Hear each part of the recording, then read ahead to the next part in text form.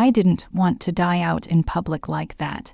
It felt kind of rude, honestly, but the floor of the big train station was tilting under my feet, and the darkness creeping in from the edges of my eyes. It felt warmer than the freezing December air blasting through the doors. My mop dragged across the same small patch of floor for the fourth time. My arms just kept moving on their own. My brain was somewhere else, trying to remember why I was even standing up, 4 hours into a sick, sour shift. $60 cash, no questions asked. That was the deal with the night boss who looked the other way when ghosts like me showed up for work that didn't officially exist. I caught my reflection in the shiny metal of a sign nearby. Hollow eyes, a bony face. When did my cheekbones get so sharp?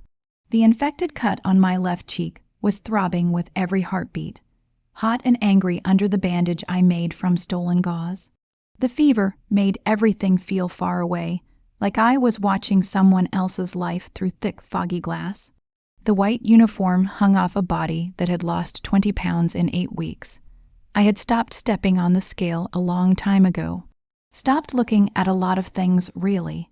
It was easier to keep your head down, keep your hands busy, stay invisible. The organization taught me that lesson. They burned a mark onto my cheek and left bruises that never fully faded from the inside of my elbows. My fingers ached as I gripped the mop handle, not from the work, from something deeper, that bone, deep exhaustion you feel when your own body is eating itself just to keep going. When did I last eat? Yesterday morning, maybe. 3 crackers I grabbed from the staff break room. My stomach had stopped growling 2 days ago, replaced by a hollow numbness I had taught myself to ignore. The Christmas lights strung across the ceiling blurred and doubled. Pretty. I used to love Christmas at that train station, back when I was a girl with a name and a future. Back when I was a third-year medical student who believed she was going to become a doctor. Before I became a ghost haunting the underground tunnels.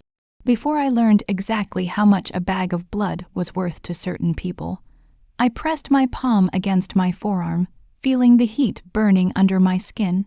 The spot where they had taken blood that morning was hot, swollen, and angry. I should clean it properly.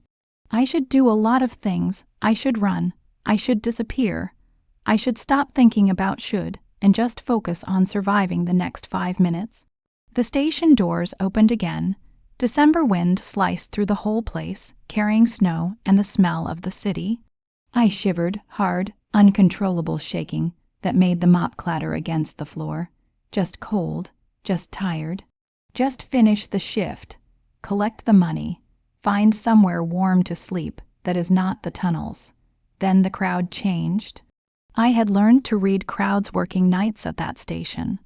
Late, night commuters always moved in messy, chaotic patterns.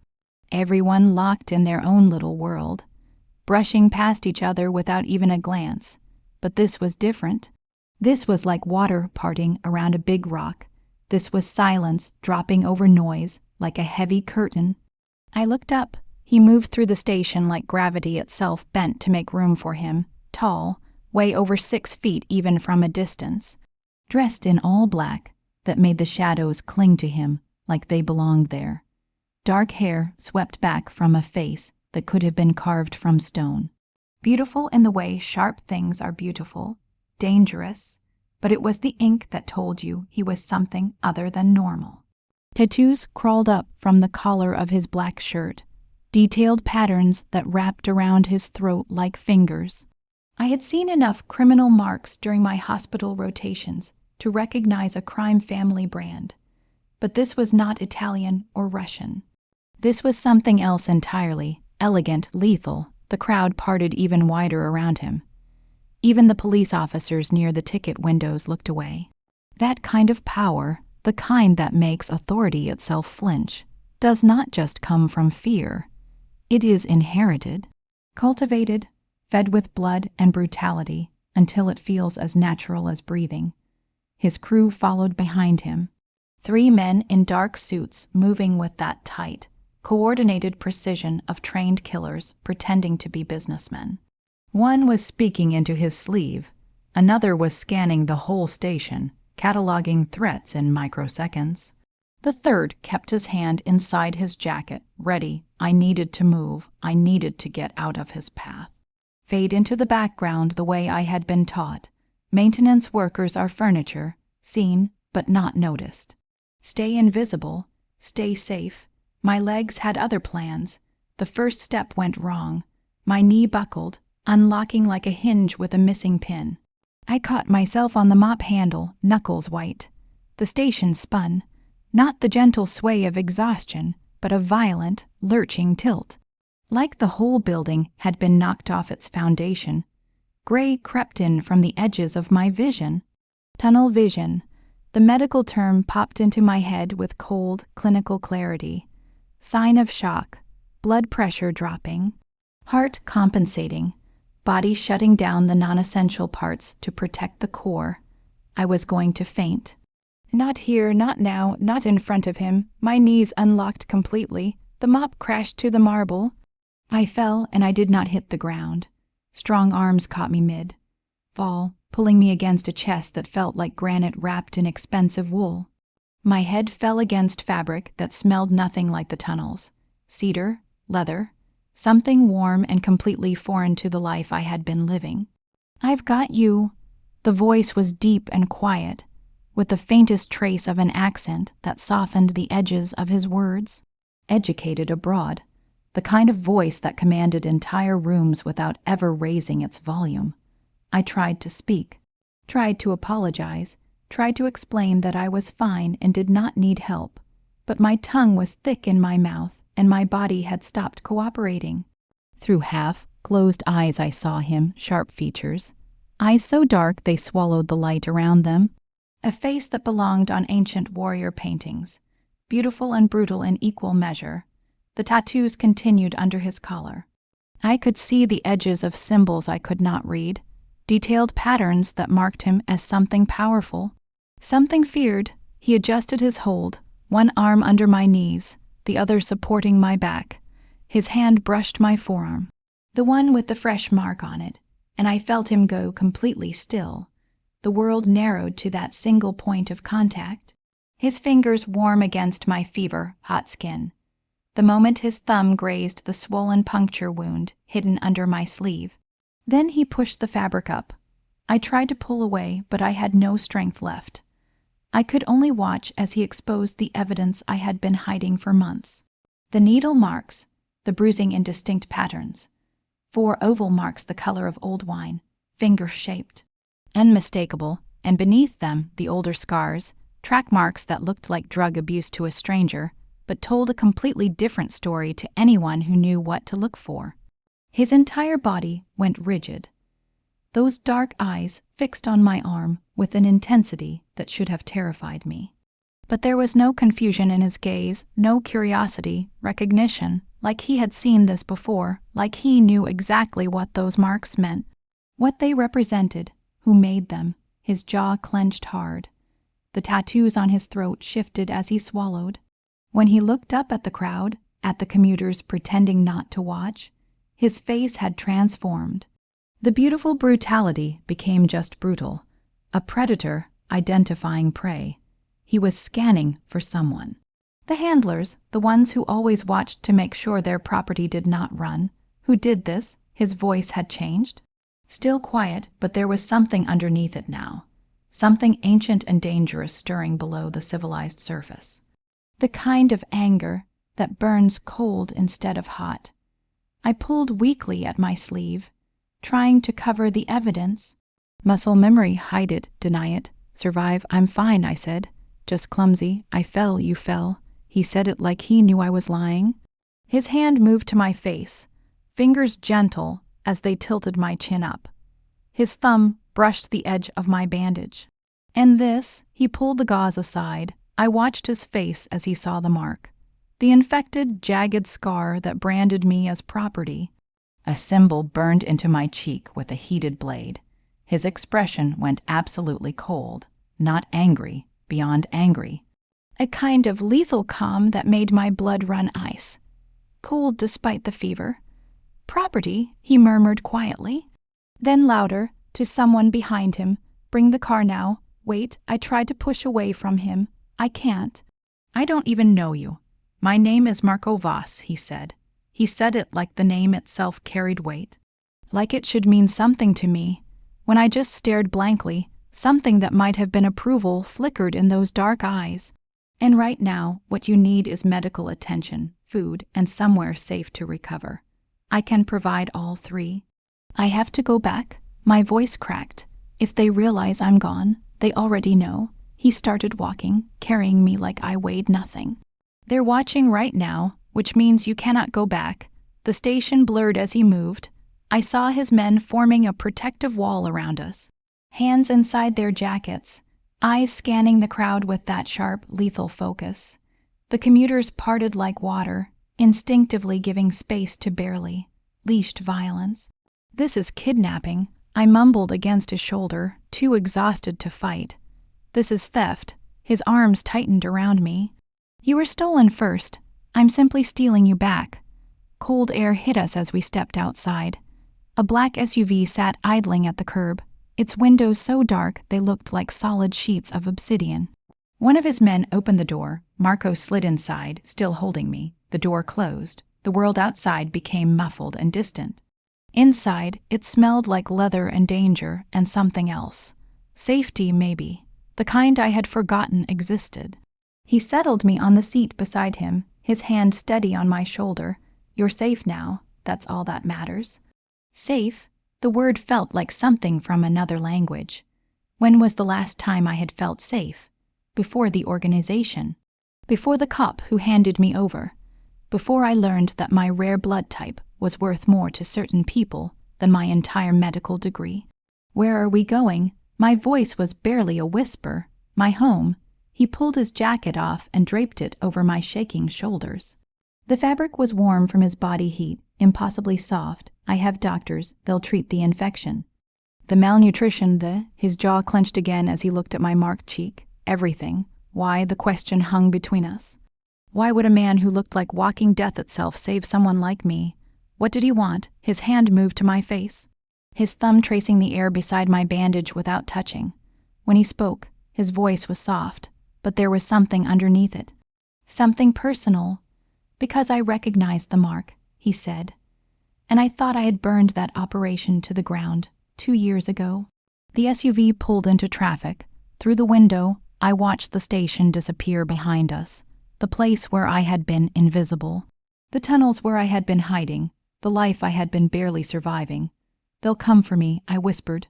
The organization always collects what's theirs. Let them. Marco's dark eyes met mine, and for the first time since I had become a ghost, I saw something more terrifying than my captors. I saw war. I've been looking for an excuse to finish what I started. You just gave me one. The city lights blurred past the tinted windows as we drove into the unknown. I should have been terrified. Every survival instinct I had screamed that I just traded one monster for another. But as his jacket warmed my shaking body, as his steady presence filled the space beside me, I could not find the fear I knew I should feel. Maybe I was too tired to be afraid, or maybe, just maybe, the monster who caught me was different from the ones who had broken me. I woke up to silk, not the rough, cheap cotton of hospital sheets. Definitely not the mildewed blanket I had been using in the tunnels. This was the kind of fabric that whispered against skin, cool and impossibly soft, like water made solid. My eyes opened to darkness, but it was the wrong kind of darkness, not the heavy, suffocating black of underground spaces. Something deeper, more intentional. Heavy curtains blocked what I sensed was daylight beyond. The air smelled clean. Sharp with antiseptic, but underneath it something else, cedar, leather, the same scent that had wrapped around me in the car. His scent, panic should have hit me immediately. Instead, my body registered comfort first, the absence of cold, the absence of hunger cramps, the absence of that constant low-grade terror that had become my normal. The fever that had been consuming me felt distant, muted, and Roman 4 line ran into my left arm, the tape securing it applied with medical precision. I tried to sit up. My muscles screamed protest, weak and shaky but functional, better than they had been in weeks. How long had I been out? the room materialized as my eyes adjusted. Clean and minimal, expensive, floor to ceiling windows hidden behind blackout curtains. Furniture that looked like it came out of an architecture magazine. All clean lines and dark wood. A single piece of art on the wall. An old ink painting of a tiger, its eyes seeming to follow movement even in the dimness. This was not a hospital. This was someone's home, his home. The door opened without warning. No knock, no announcement. Just the smooth click of a lock disengaging. And then he was there, filling the doorway like he filled every space, with a presence that felt almost physical. Marco looked different in the natural light filtering around the curtain edges, less like a walking shadow. More like a man, but no less dangerous. He wore black slacks and a white dress shirt, sleeves rolled to his elbows, exposing forearms wrapped in more of that detailed ink. The tattoos continued up his arms in patterns that seemed to tell a story I could not read. His dark eyes found mine immediately, and I felt the weight of that gaze like a hand pressed gently to my chest. "You're awake." His voice was quieter than I remembered. Almost gentle. "Don't try to move too quickly. You've been unconscious for 36 hours. 36 hours? A whole day and a half stolen from my life. Where am I? My home, Manhattan, the penthouse." He moved into the room with fluid grace, every step deliberate. "You needed medical care. I provided it." I looked at the Roman, at the medical equipment on the nightstand, and that I had not registered before. A blood pressure cuff, syringes still in sterile packaging. This was not just a bedroom. This was a private medical suite. "The organization," I said. My voice cracked. "They'll find me. They always find. They won't." He stopped at the foot of the bed, hands in his pockets, posture relaxed but eyes intense. "This building has security that makes the most protected places in the world look accessible. No one enters without my permission. No one." The certainty in his voice should have been comforting. Instead, it highlighted a different problem. I had escaped one cage only to wake up inside another. A prettier cage, certainly, but the door was still locked. "I need to go." I reached for the Roman, fingers clumsy against the tape. "You need to stay still." He moved fast. Faster than someone his size should be able to move, crossing the distance between us in 2 strides. His hand caught my wrist, stopping me without hurting. His skin was warm against mine, the touch sending an unwelcome jolt of awareness through my exhausted body. "You pull that out before the doctor clears you and you will bleed. You don't have blood to spare." I tried to jerk away. His grip did not tighten, but it did not release either. We stayed frozen like that, his hand circling my wrist, my pulse hammering against his fingers. Could he feel it? The way my heart rate had spiked, not from fear, from something more complicated. "Let me go." I hated how weak my voice sounded. No, simple, final. He released my wrist but did not step back. This close, I could see details I had missed before. The faint scar cutting through his left eyebrow. The way his pupils dilated slightly when he looked at my face. The muscle ticking in his jaw. "Not until you're strong enough to survive on your own. And right now, you are nowhere close."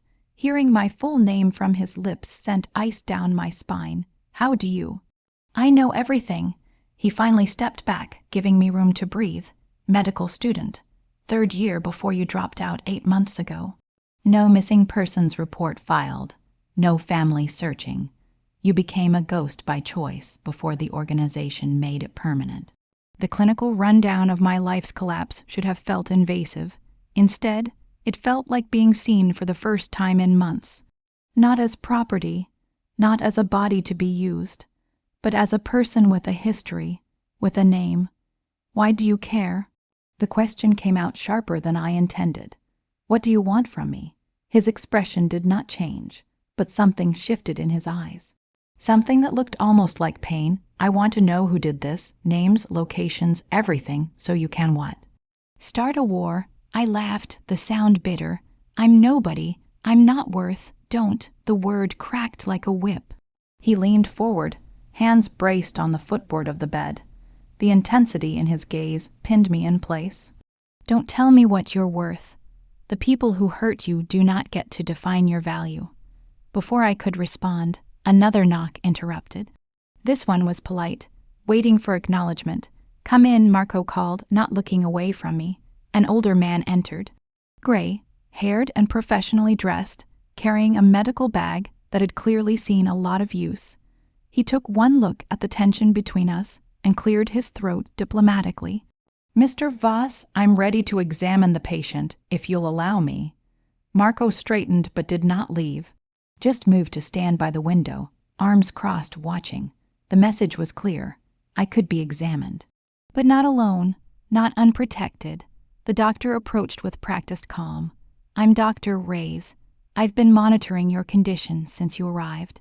"How are you feeling? Tired? Weak?" I watched him snap on latex gloves, confused. "All of that is normal, given your state." He checked the Roman 4, then wrapped the blood pressure cuff around my upper arm. The Velcro rip was loud in the quiet room. "Your blood pressure was dangerously low when you arrived. We've been giving you fluids and electrolytes to stabilize you." The cuff tightened, released. He frowned at the reading, still low but improving. "I need to examine your arms." "May I?" I wanted to refuse. Wanted to keep my shame hidden under the long sleeves of whatever hospital gown they had dressed me in. But Dr.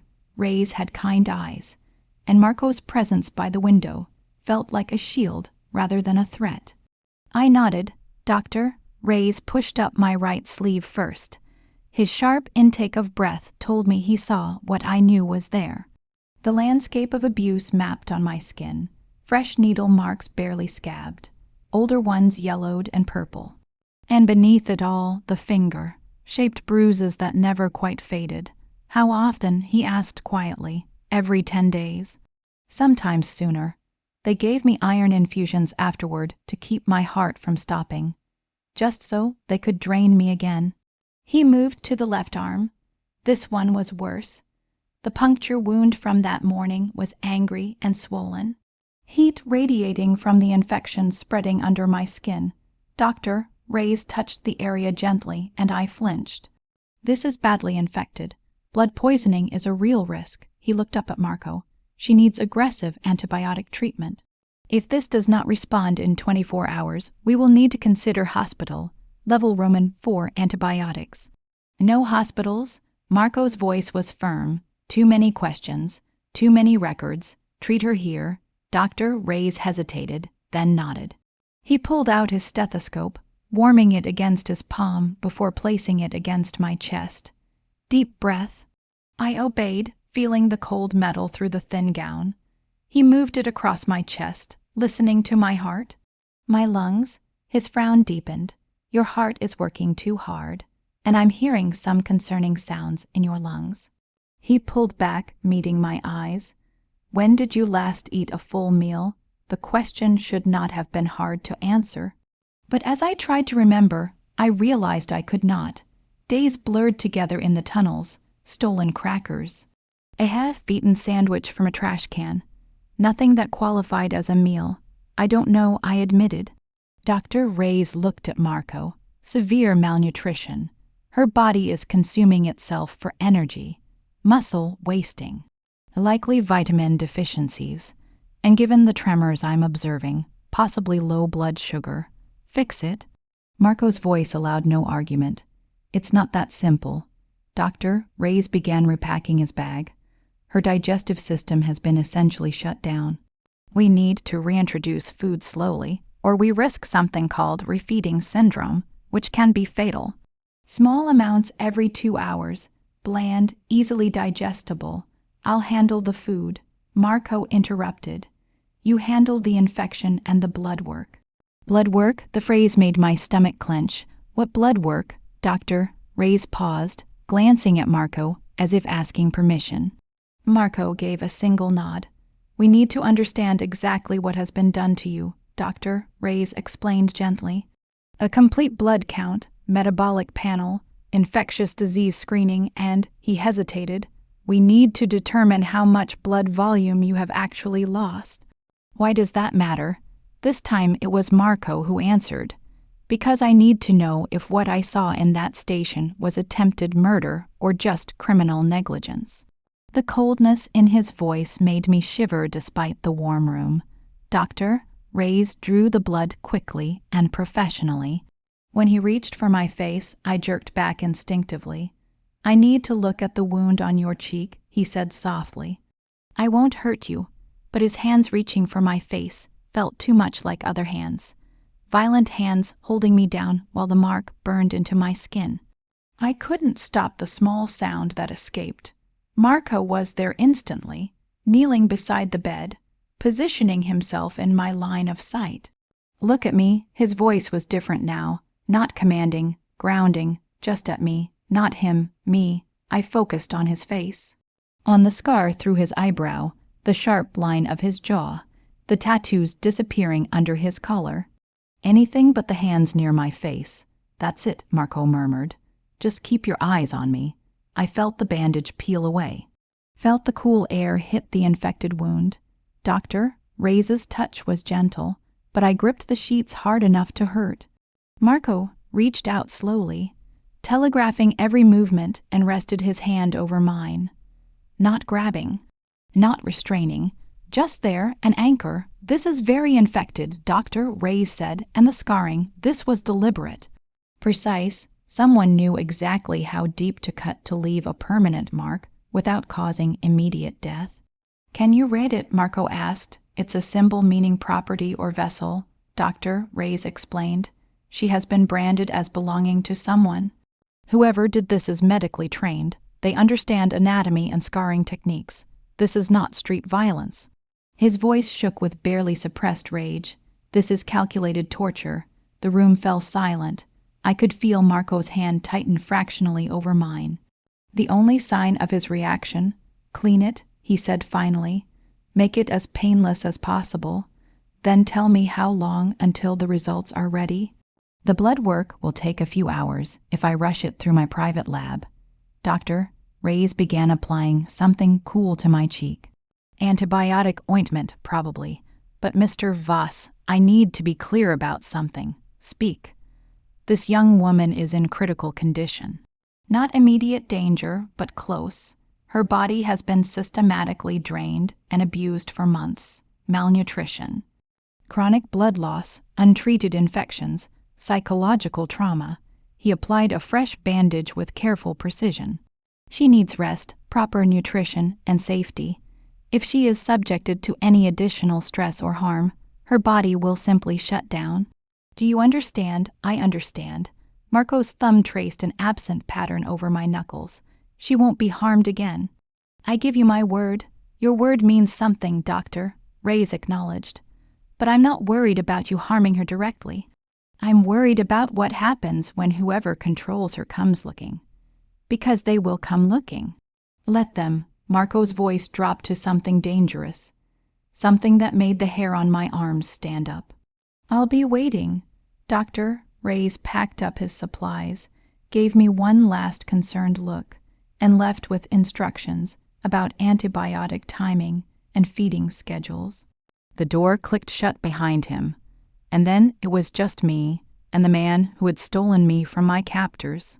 Marco released my hand but did not stand, just stayed kneeling beside the bed, eye level with me, close enough that I could see small gold flecks in his dark eyes. I need you to tell me everything, he said. Who marked you? Who takes your blood? Where they keep you?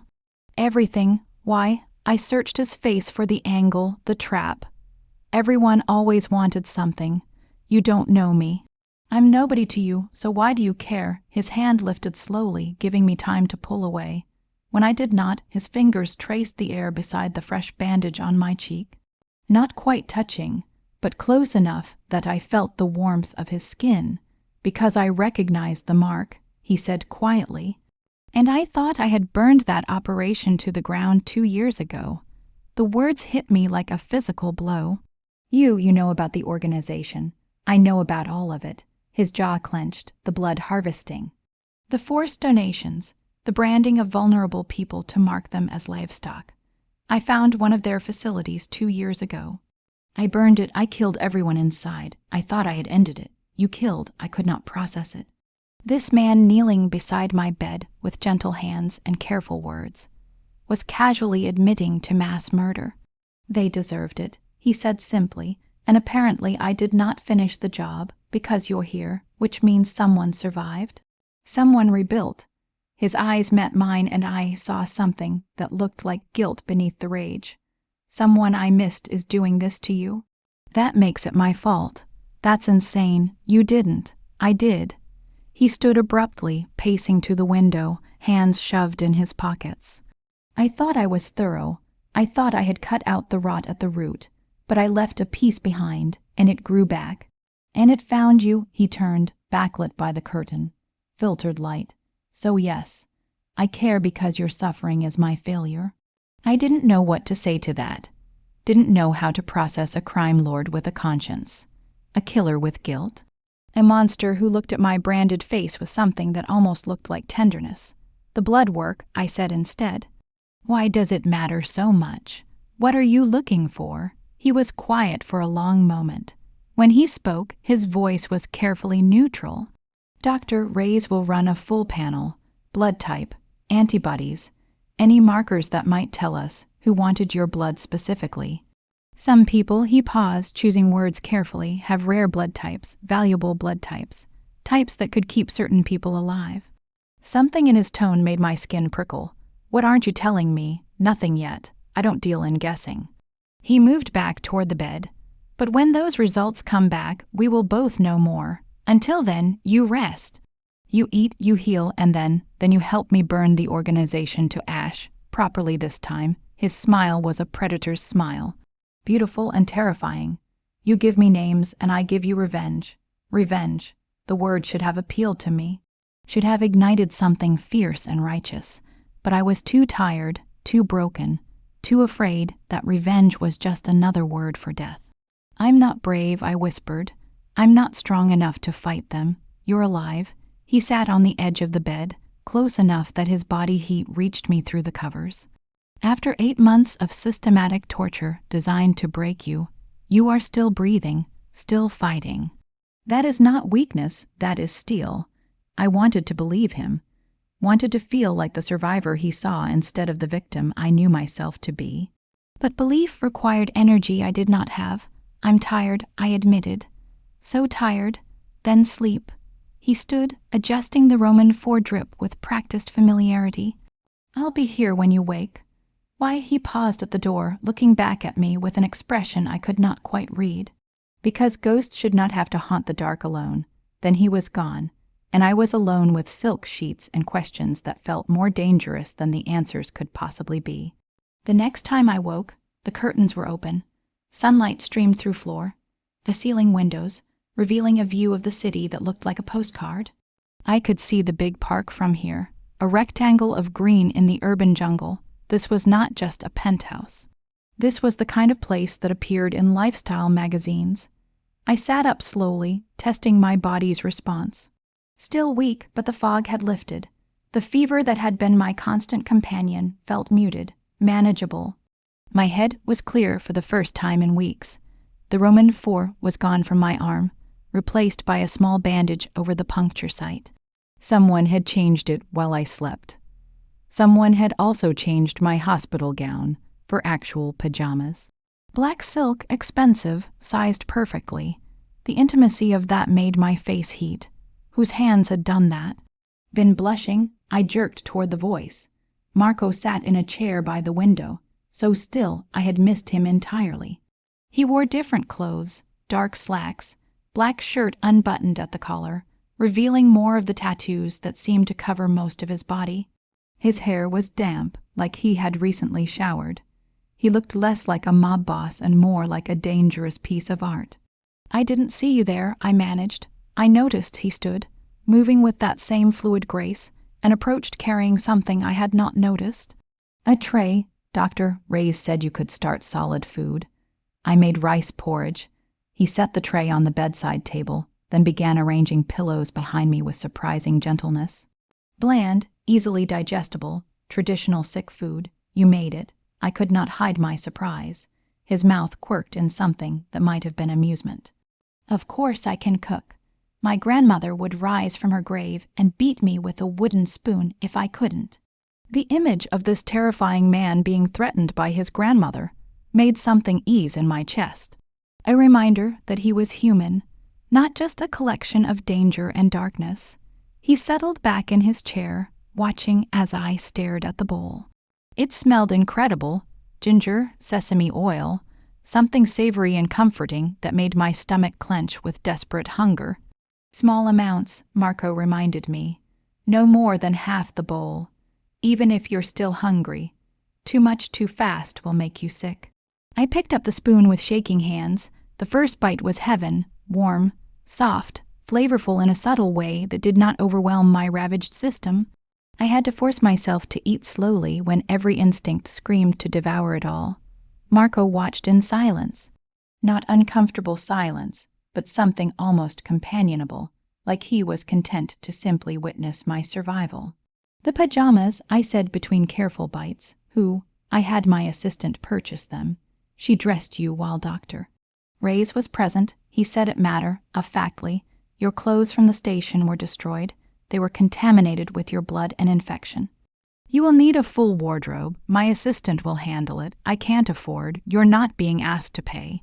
He leaned forward, elbows on his knees. "While you are under my protection, your needs are my responsibility. That includes clothing, medical care, food, and safety. Non-negotiable, under his protection." The phrase should have felt like a collar.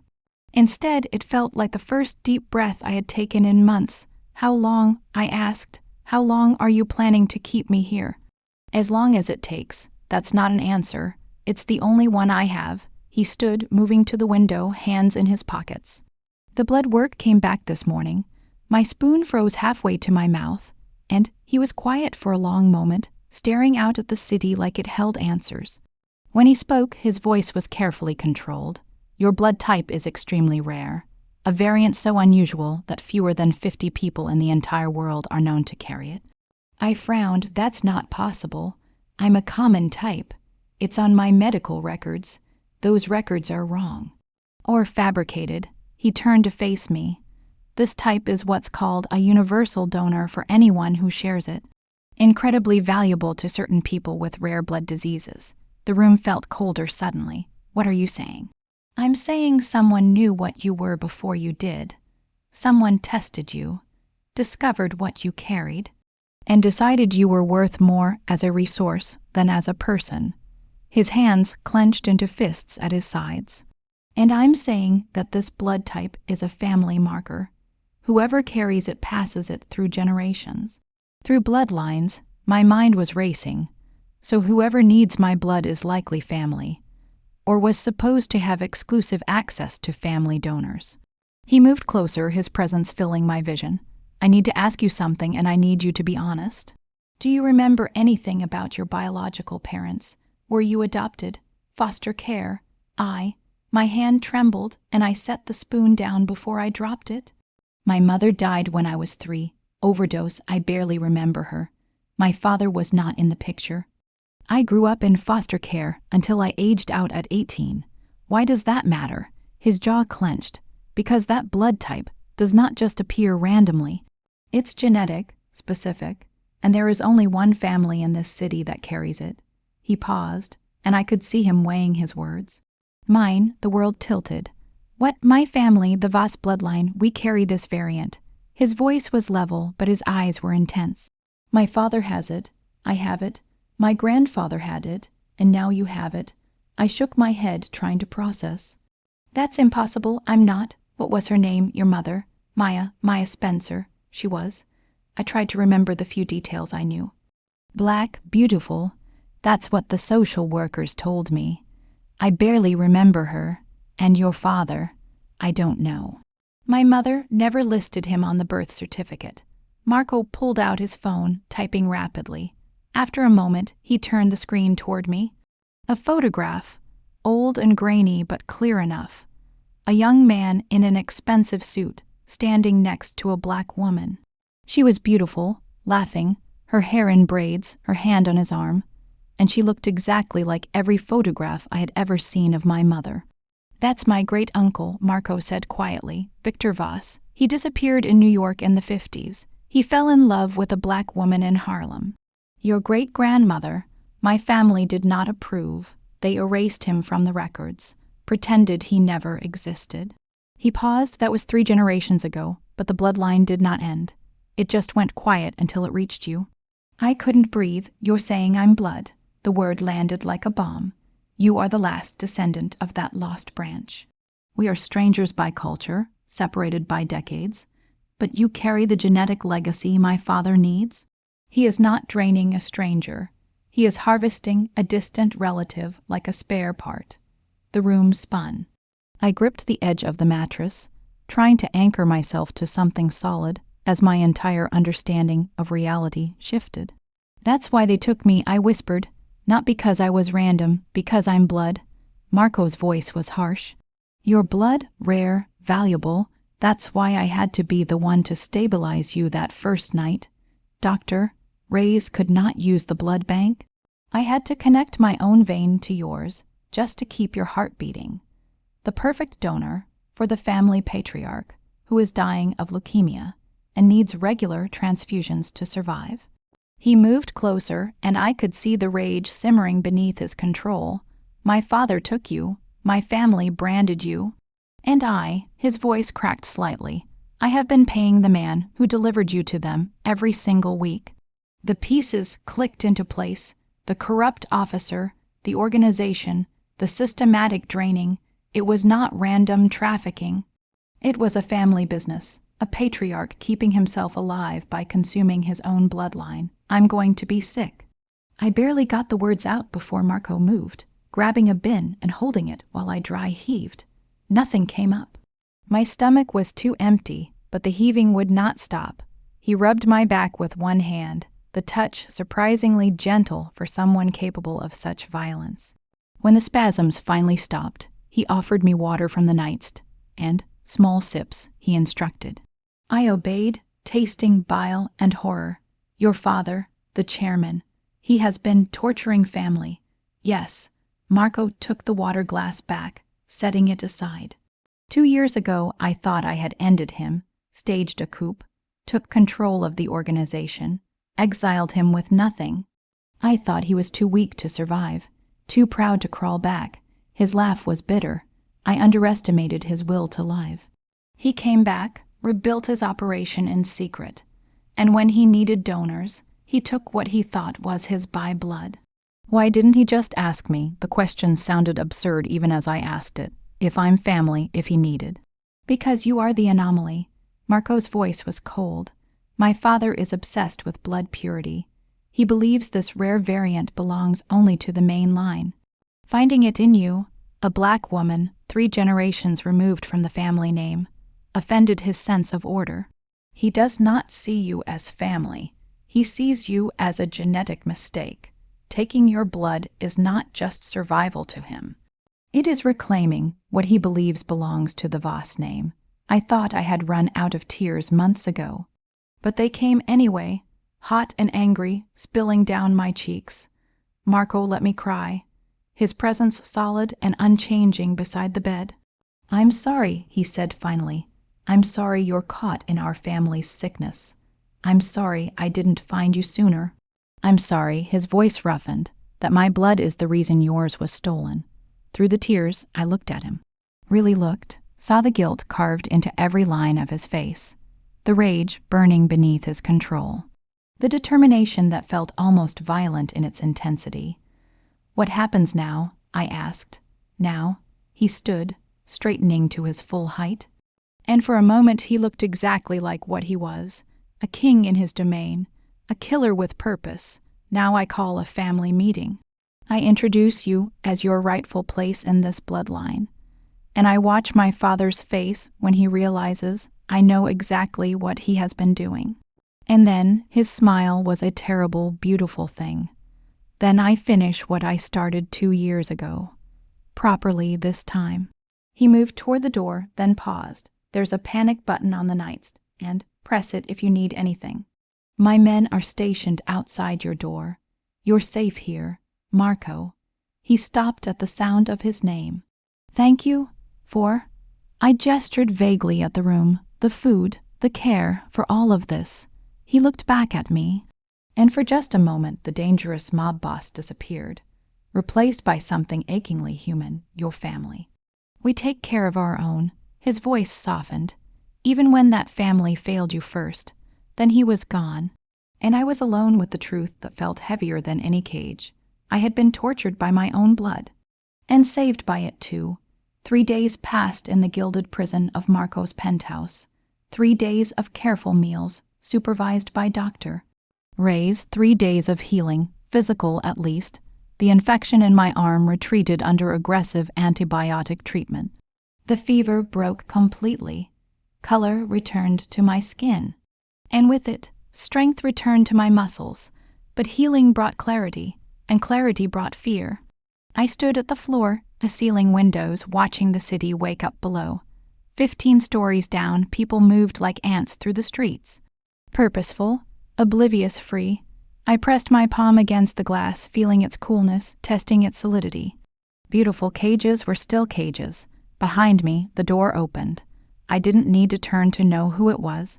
Marco's presence had become familiar over these days, the quiet confidence of his movements, the cedar leather scent that preceded him.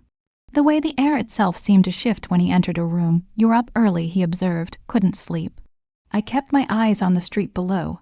Is this how it's going to be? Beautiful room, fancy meals, guards at my door. A prisoner treated well is still a prisoner. His reflection appeared in the glass beside mine, sharp features rendered ghostly by the morning light. "You're not a prisoner, then I can leave." Silence, the kind that answered questions more honestly than words. I turned to face him. He wore a charcoal suit today, tailored perfectly to his frame, making him look less like a criminal and more like a powerful executive. But the tattoos creeping above his collar, and the cold calculation in his eyes, betrayed what he really was. "That's what I thought. I said it's not about control."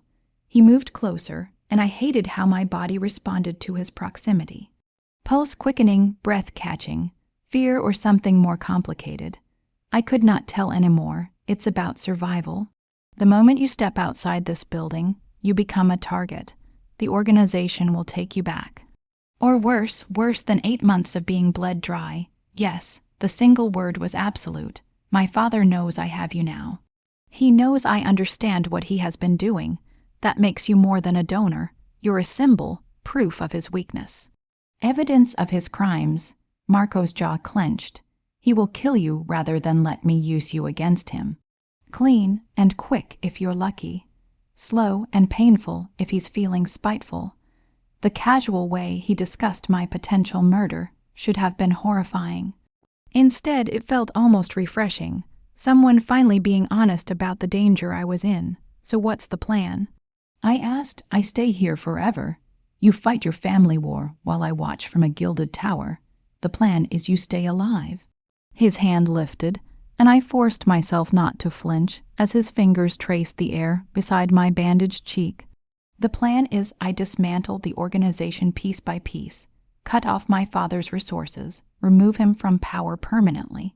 Then you're free, truly free. How long will that take?" "As long as it takes."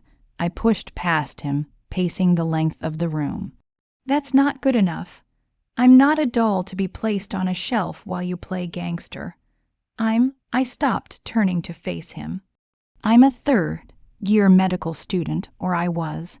I have knowledge, skills, I could help. You can help by staying safe.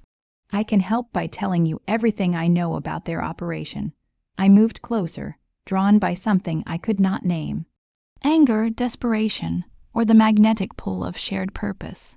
I've been inside their facility, Marco. I know the lay out, the security, the staff. I know which officers are paid off, which doctors participate, which officials look the other way. I'm not just a victim, I'm a witness. Something shifted in his expression. Surprise, maybe, or respect. "You remember all that? I'm a med student. We are trained to observe, to catalog, to remember details that might save lives." I held his gaze. "Let me help. Don't protect me into irrelevance." He studied me for a long moment, those dark eyes searching for something. Then he nodded slowly.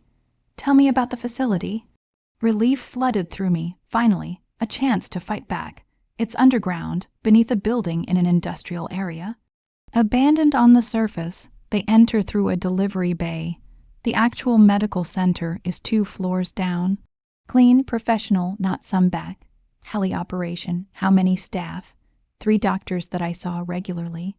Maybe a dozen nurses and technicians. They rotate shifts. I closed my eyes, pulling up memories I had tried to bury.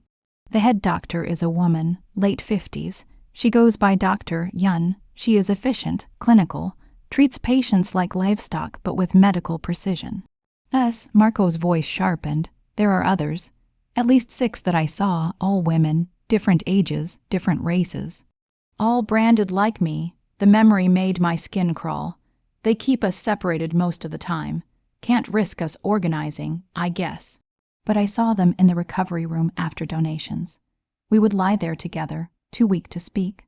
Just existing. Names, do you know their names? I shook my head. We weren't allowed to talk. Any communication earned punishment? But I remember faces. One girl, maybe 19, Southeast Asian. Another woman in her 40s, black, with scars that suggested she had been there a very long time. A teenager, white, could not have been more than 16. My voice cracked. They take anyone whose blood matches the type they need. Age doesn't matter. Consent doesn't matter. Just the blood. Marco's hands clenched into fists at his sides. The officers, you mentioned officers. I focused, pushing emotion aside for facts. The main one handles transport. He picks me up from wherever I'm hiding, drives me to the facility, returns me afterward. He threatened me. Said if I ran, he would arrest me for things he could make stick. Said no one would believe a homeless girl over a decorated cop. Marco pulled out his phone, typing rapidly. Detective James Cole, Manhattan Precinct, on my payroll for the last 18 months. I have been paying him $5,000 a month for information on police investigations into my operations. He looked up and his expression was carved from ice. I've been funding your torture. The guilt in his eyes was so raw it hurt to witness. You didn't know. I should have known. I should have vetted him better. I should have. He stopped himself, jaw clenched. He's dead. The moment I find him, he's dead. The casual certainty of violence should have frightened me. Instead, I felt something that might have been dark satisfaction. The desire to see your tormentor punished. There are others, I continued. Other officers who help with security at the facility. I don't know names, but I'd recognize faces, uniforms. They're careful, professional. This isn't just corruption. It's organized, systematic. Marco moved to the window, staring out at the city with the focus of a predator selecting prey. My father always had a talent for corruption. He sees weakness and exploits it. Debt, addiction, family trouble. He finds the leverage and applies pressure until good men become his tools. Cole didn't seem like a good man to me. No, Marco agreed. Some people are just waiting for permission to be monsters. My father is excellent at granting that permission. A knock at the door interrupted us. Marco's entire presence shifted. The man who had been almost gentle disappeared, replaced by cold authority. Come in, the door opened. A young man entered, mid-20s, dressed in a dark suit that screamed security.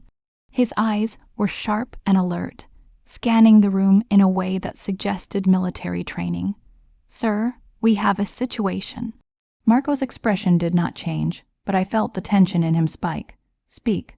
Patrol spotted a police cruiser, making repeated passes of the building. 3 times in the last hour. Detective James Cole is driving. The name hit me like a physical blow. My breath caught, chest tightening, the room suddenly feeling too small, too warm. I stumbled backward, my hip hitting the edge of the bed. Cole, here. Rachel. Marco was beside me instantly, his hand steady on my shoulder. Look at me, focus. But I could not. All I could see was Cole's face leaning into the back of his cruiser, his breath hot against my ear as he whispered what would happen if I tried to run. His hand on my arm as he dragged me into the facility. his indifferent expression as I begged and pleaded and sobbed. He knows I'm here. My voice sounded distant, disconnected from my body. He's coming for me. He'll take me back. And no one is taking you anywhere. Marco's voice cut through the panic like a knife.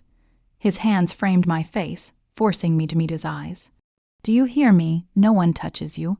I don't care if he's wearing a badge. I don't care if he brings every cop in the city. You are safe. You don't understand. He'll find a way. He always finds a way. He has the law on his side. And you, I have something better. Marco released me, turning to his man. Bring Cole to me. The young man's eyebrows rose fractionally. The only sign of surprise. Alive for now. Marco's smile was a terrible thing. I want to have a conversation with the man who's been on my payroll while trafficking my family. If he is still in uniform, if he is standing in the middle of any street in full dress blues, bring him to me. Quietly if possible, violently if necessary. The man nodded and left without another word. The door closed and silence fell over the room like a heavy blanket. I sank onto the edge of the bed, shaking. You're going to kill a cop. They'll come after you. The entire system will. The system already looks the other way for worse. Marco knelt in front of me, bringing himself to eye level. Cole isn't here in an official capacity. He's here because my father sent him. He's not investigating. He's hunting, and that makes him fair game. What if you're wrong? What if he's just passing? 3 passes in 1 hour is not routine patrol. That's surveillance. His hand covered mine where it gripped the sheets. He knows where you are because someone told him. My father's reach is longer than I anticipated, but that is about to change. The certainty in his voice should have been comforting. Instead, it highlighted how deep this all went, how many people were involved, how vast the organization's reach truly was. Your father, I said slowly. You keep talking about taking him down, but he's the chairman. He has resources, connections, power. How does one person fight that? Marco's smile was sharp. I'm not one person. I'm the boss, the top of the entire operation. I have an entire organization at my command. Resources my father no longer controls. Connections he burned when he tried to have me killed 2 years ago. He stood, moving to a cabinet against the wall and pulling out a crystal decanter. My father made one critical mistake when he came back from exile. What's that? He poured 2 fingers of amber liquid into a glass. He forgot that loyalty is not bought with fear alone. It is earned through respect, strength, vision. He took a sip, his throat working as he swallowed. The men who follow me do so because I pulled this organization out of the shadows my father cast. I modernized, made us powerful rather than just feared.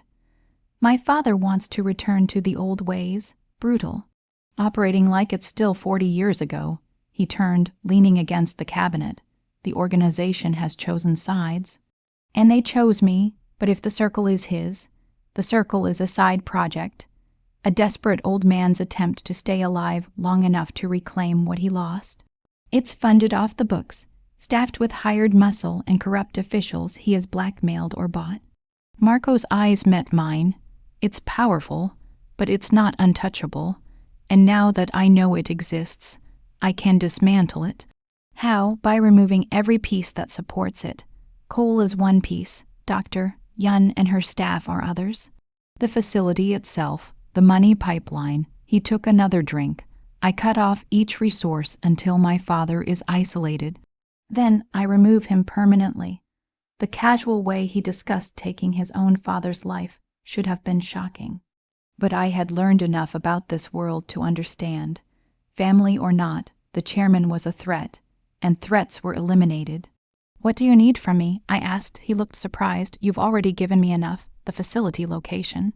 The staff details. Cole's involvement. No, I stood, moving toward him with more confidence than I felt. I mean, what do you need from me to help end this? I'm not sitting on the sidelines while you fight my battle. Rachel, I'm a third-year med student. I cut him off. I've done rotations in trauma surgery, emergency medicine, forensic pathology. I know how to read medical records, identify controlled substances, trace pharmaceutical supply chains. If the organization is running a medical operation, I can help you understand it, exploit it, destroy it. He studied me for a long moment. I could see him weighing the risks against the benefits. You understand what you're offering? This is not school, this is war. People will die. Some of them might deserve it. Others will just be casualties. I've been a casualty for 8 months. I held his gaze. I'd rather be a soldier. Something in his expression shifted. Respect, maybe, or recognition. He set down his glass and closed the distance between us. This close, I could see details I had been cataloging without realizing. The exact shade of his eyes, the scar through his eyebrow, the way the tattoos on his neck seemed to pulse with his heartbeat. "You're not what I expected," he said quietly. "What did you expect? Broken, afraid, fragile?" His hand lifted. And this time, when he touched my face, his fingers actually made contact. Warm skin against the unbandaged side of my cheek. "You're none of those things. I am all of those things." My voice came out softer than intended, but I'm also angry. And anger is better fuel than fear. His thumb traced my cheekbone, and I felt the touch everywhere. A current running through me that had nothing to do with terror, and everything to do with something far more dangerous. Attraction to a man who killed people, who discussed murder over breakfast, who held me with hands that had dealt death and offered them like they could also offer salvation. "Be careful with that anger," he murmured. "It burns hot, but fire consumes everything, including the person who wields it. Then we'll burn together." The words hung between us, charged with meaning I had not intended. His eyes darkened, pupils dilating, and for a moment I thought he might close the distance, might kiss me, might blur the lines between protector and something else entirely. Instead, he stepped back, breaking the moment. "When my man brings Cole, I want you there." His voice was carefully controlled. "I want you to see him powerless, afraid, facing consequences. Will you be strong enough for that?" I thought about Cole's hands on me, his voice in my ear, his indifference to my suffering, and I felt that anger Marco had warned about burning bright and vicious in my chest. "I'll be strong enough." "Good." He moved toward the door, then paused. "What you said about burning together." He looked back, and his expression was unreadable. "Be careful making promises to men like me. We have a tendency to hold people to them." Then he was gone, leaving me alone with the ghost of his touch on my face and the certainty that I had just crossed a line I could never uncross. I was falling for the monster who had saved me, and that might be more dangerous than anything the organization could do. The call came 3 hours later. I was in the library, a room I had discovered that morning, all dark wood and leather, bound books that smelled of paper and time, trying to distract myself from what was coming. From what I had agreed to witness. The door opened. The young security man stood there, his usually impassive face showing the faintest crack of tension. "Mr. Voss requests your presence, 3rd floor, now." I followed him through corridors I had never seen, deeper into the penthouse's maze-like structure. The decor changed as we moved, less refined, more utilitarian, concrete floors, exposed pipes. This was the building's skeleton. The bones beneath the beautiful skin. We stopped at a reinforced steel door. He swiped a key card, and it opened with a pneumatic hiss. The room beyond looked like something between a police interrogation room and a surgical theater. White tile walls. A drain in the center of the floor. A stainless steel table, and strapped to that table, still in his police uniform, was Officer James Cole. He looked smaller than I remembered, less imposing, just a middle-aged man with thinning hair and the beginnings of a gut. Sweating through his uniform shirt, Marco stood beside the table, completely relaxed, looking at Cole the way someone might look at an interesting insect. When he heard us enter, he turned. "Come here." My feet moved automatically, carrying me closer until I stood beside Marco. Close enough to see Cole's face clearly. Close enough to watch his eyes widen with recognition when he saw me. "You," Cole breathed. "You, watch your mouth." Marco's voice was soft. But Cole shut up instantly. "She is family." You speak to her with respect, or you don't speak at all. Cole's eyes darted between us, calculating. I want a lawyer. I know my rights. You can't, you're not under arrest. Marco pulled a small knife from his pocket, the blade catching the harsh fluorescent light. This is not a legal proceeding. This is a conversation, and you're going to tell me everything I want to know. Or, he pressed the blade against Cole's thumb, not cutting, just promising. You're going to learn that there are things much worse than jail. I should have been horrified, should have protested, demanded he stop, reminded him that torture was wrong, even when the victim deserved it. But I was not horrified. I watched Cole's face contort with fear, and I felt nothing, no sympathy, no mercy. Just a cold satisfaction that finally, he was the one who was scared.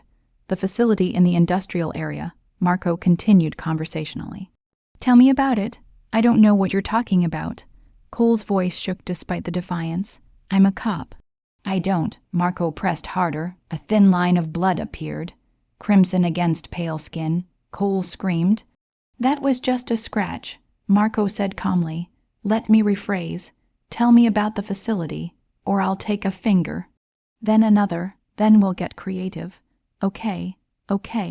Cole was gasping now, tears streaming down his face. The facility, it's in Long Island City, beneath an old factory. The chairman runs it. I just transport the women. That's all. I don't hurt anyone. I just drive. You just drive. Marco's voice was arctic. You just transport kidnapped women to be systematically drained of blood. You just threaten them into silence. You just deliver them back to homelessness and hope they're too afraid to run. He leaned closer. That's not innocence, detective, that's complicity. I didn't have a choice. Cole's voice broke. The chairman had evidence, my gambling debts, some things I did when I was younger. He said if I didn't cooperate, he'd ruin me. My career, my family, everything. So you chose to ruin others instead. Marco straightened, looking down at Cole with something that might have been contempt. Cowardice dressed as necessity. How original. He turned to me. Do you have any questions for Detective Cole? I stepped closer, looking down at the man who had haunted my nightmares, who had dragged me to that facility twice a week for 8 months, who had threatened me, terrorized me, treated me like cargo. The other girls, I said. Where does he take them after donations? Cole's eyes shifted away. Look at her when she speaks. Marco's voice cracked like a whip. And answer honestly. Back to wherever they're staying, Cole said quickly. The tunnels, shelters, some of them have jobs. We drop them off, tell them when to be ready for the next pickup. And if they refuse, Cole swallowed. His silence was answer enough.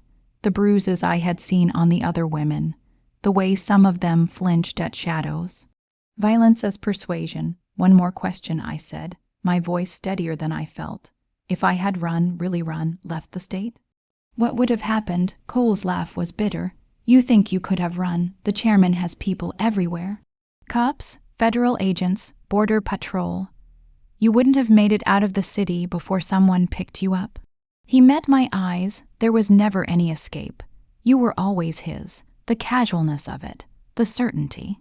Made my blood run cold. He was probably right. Without Marco, I would have been trapped forever, running in circles until my body gave out. Thank you, detective. Marco's hand settled on my lower back, warm through the thin fabric of my shirt. You've been very helpful, so I can go. Hope flickered in Cole's eyes. Absolutely not. Marco smiled. And it was the coldest thing I had ever seen. You're going to tell my men everything, every name, every location, every detail of the organization's operation. And when you're done, he paused, we'll discuss what happens next. You can't kill a cop. You'll have every badge in the city coming for you. Who said anything about killing you? Marco's expression did not change. Death is release. I'm going to make sure you live long enough to regret every choice that brought you here. He guided me toward the door, his hand steady against my back. As we stepped into the hallway, I heard Cole start to sob. The broken sound of a man realizing he had finally met someone more powerful than all his protections. The door sealed behind us, muffling the sound. Are you all right? Marco asked. I nodded. though I was not sure if it was true. I thought seeing him afraid would feel better, like justice, but it doesn't change what happened, doesn't undo it. I leaned against the concrete wall, suddenly exhausted. He's right, isn't he? Without you, I never would have escaped. Maybe Marco's hand came up to cup my jaw, tilting my face toward his, but you survived long enough for me to find you. That takes strength most people don't have. Before I could respond, an alarm shrieked through the building. Red lights strobed. The sound was deafening, a pulsing wail that made my teeth ache. Marco's entire presence changed in an instant. The man who had been almost gentle disappeared, replaced by the warrior I had glimpsed in the station. He grabbed my arm, pulling me away from the wall. "What's happening?" I shouted over the alarm. "Breach."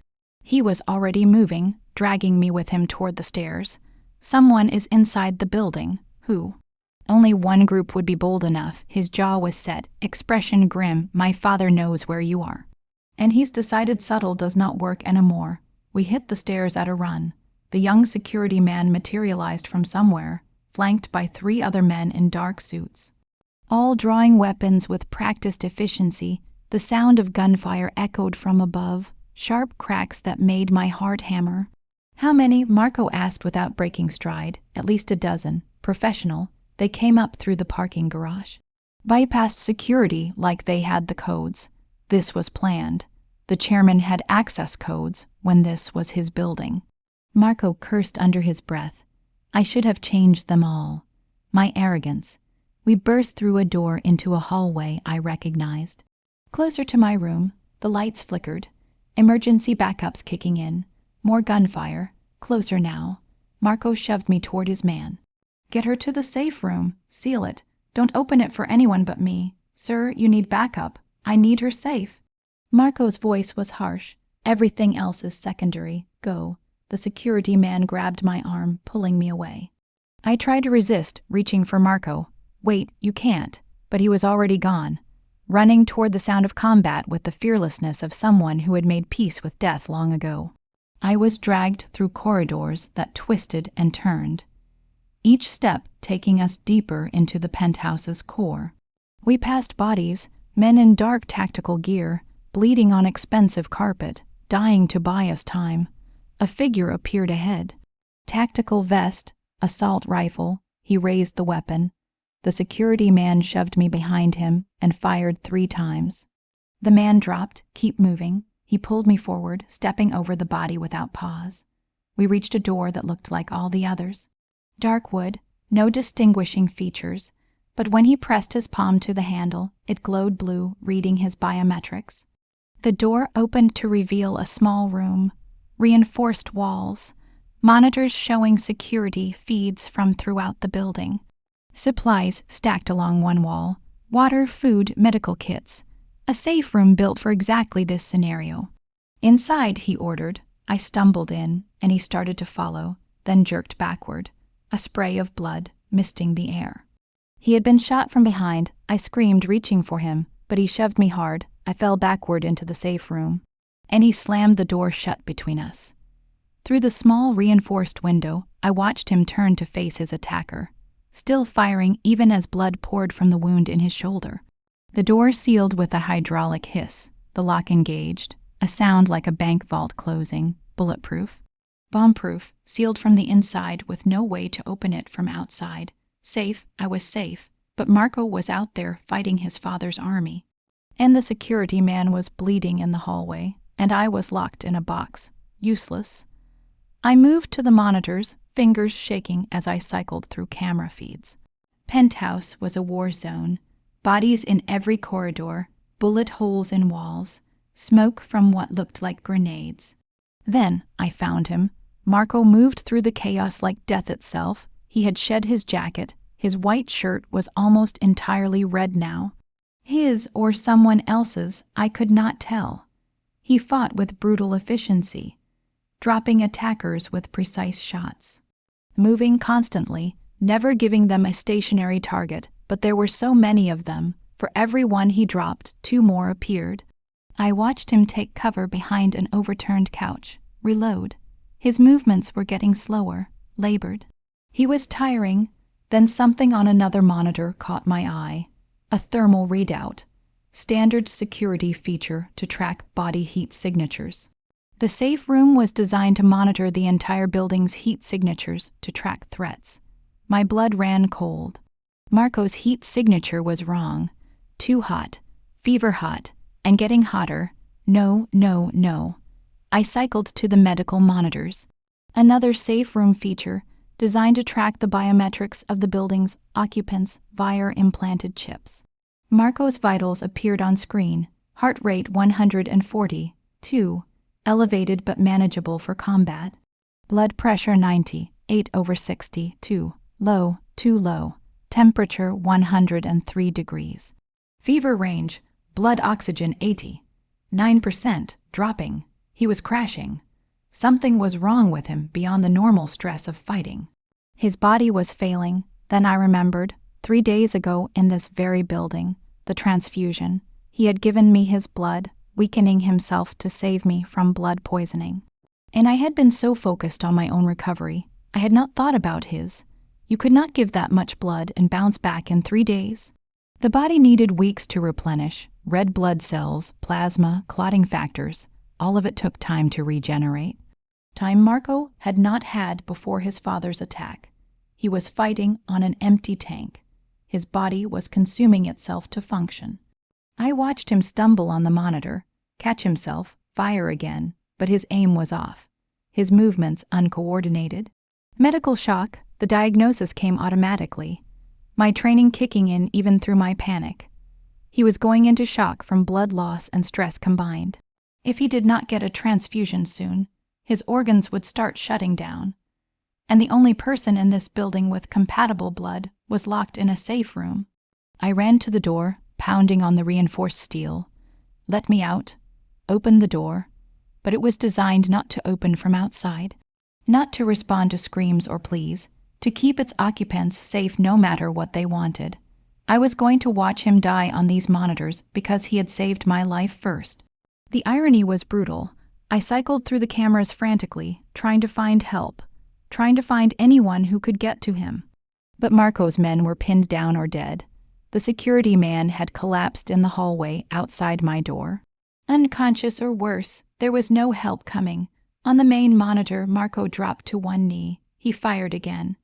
The recoil almost knocking him backward. His hand went to his side, coming away red. He had been shot, and his body did not have enough blood left to handle it. I looked around the safe room desperately. Medical supplies, food, water, monitors, everything except what I needed most, a way out. Then I saw it. A small panel beneath the main monitor, labeled Emergency Medical Override. I ripped it open. Inside was a keypad and a biometric scanner and instructions in 2 languages. In case of medical emergency, requiring evacuation of protected occupant, authorized medical personnel may override lockdown. Scan ID, enter medical code. Door will unseal for 60 seconds. But I was not authorized medical personnel. I was a med student without credentials. I had no ID to scan, no code to enter. I looked back at the monitors. Marco had fallen. He was on the ground now, still firing but barely moving. His heat signature was dimming on the thermal display. He was dying because he had saved me, because he had given me his blood when I needed it, never thinking about what would happen if he needed it back. My eyes fell on the medical supplies, Roman 4 bags, whole blood units labeled with his blood type. His own blood stored for exactly this scenario. But the blood was in here, and he was out there dying, unless I looked down at my arm, at the faint marks from where I had been connected to Roman 4s for days, at the veins that carried blood he had given me, blood that his body had created, blood that matched his type perfectly because it came from him. I had been a donor for 8 months. I knew exactly how to set up a transfusion, how to find a vein, how to prevent infection, how to keep someone alive with nothing but tubes and gravity. But first, I needed to get to him. I turned back to the biometric scanner, pressed my palm to it. Access denied, unknown user. I tried again, searching the panel for any other option. A maintenance code, An emergency bypass, anything, nothing. On the monitor, Marco had stopped moving. His eyes were closed, his chest barely rising. He was seconds from unconsciousness, minutes from death. And I was locked in a room that he had built to protect me. Built so well that it might kill him. I screamed. Rage and frustration and helplessness tearing from my throat. My fists slammed into the reinforced glass of the door's window. Once, twice, blood appeared on my knuckles, but the glass did not crack. I was going to lose him after everything. After he had saved me, protected me, given me hope that there was something beyond surviving. I was going to watch him die unless I did something he would not approve of. Something dangerous, possibly stupid, definitely against everything he had ordered. I grabbed the medical supplies. Roman 4 bags, lines, alcohol wipes, tape, shoved them into a bag along with water and gauze. Then I went back to the door panel. The instructions said the door would unseal for 60 seconds during a medical emergency override. What they did not say was what would trigger the override if authorized personnel were not available. But I had been in enough hospitals to know. Some systems had automatic overrides based on biometric emergencies. If the safe room detected the occupant was in medical distress, heart attack, stroke, severe allergic reaction, it would automatically unseal to allow emergency services in. I could not fake a heart attack, but I could manipulate one biometric reading. I grabbed a Roman 4 needle from the medical supplies, placed it against the vein in my inner elbow, the big one, the one they always went for when drawing large amounts of blood. If I hit it right, I could drop my blood pressure fast enough to trigger the medical sensors. The safe room would think I was hemorrhaging, and it would open, but if I hit it wrong, I would bleed out in this sealed room, and no one would know until Marco's men finally broke through. If they broke through. I looked at the monitor one more time. Marco's heat signature was fading. No choice. There was never any choice.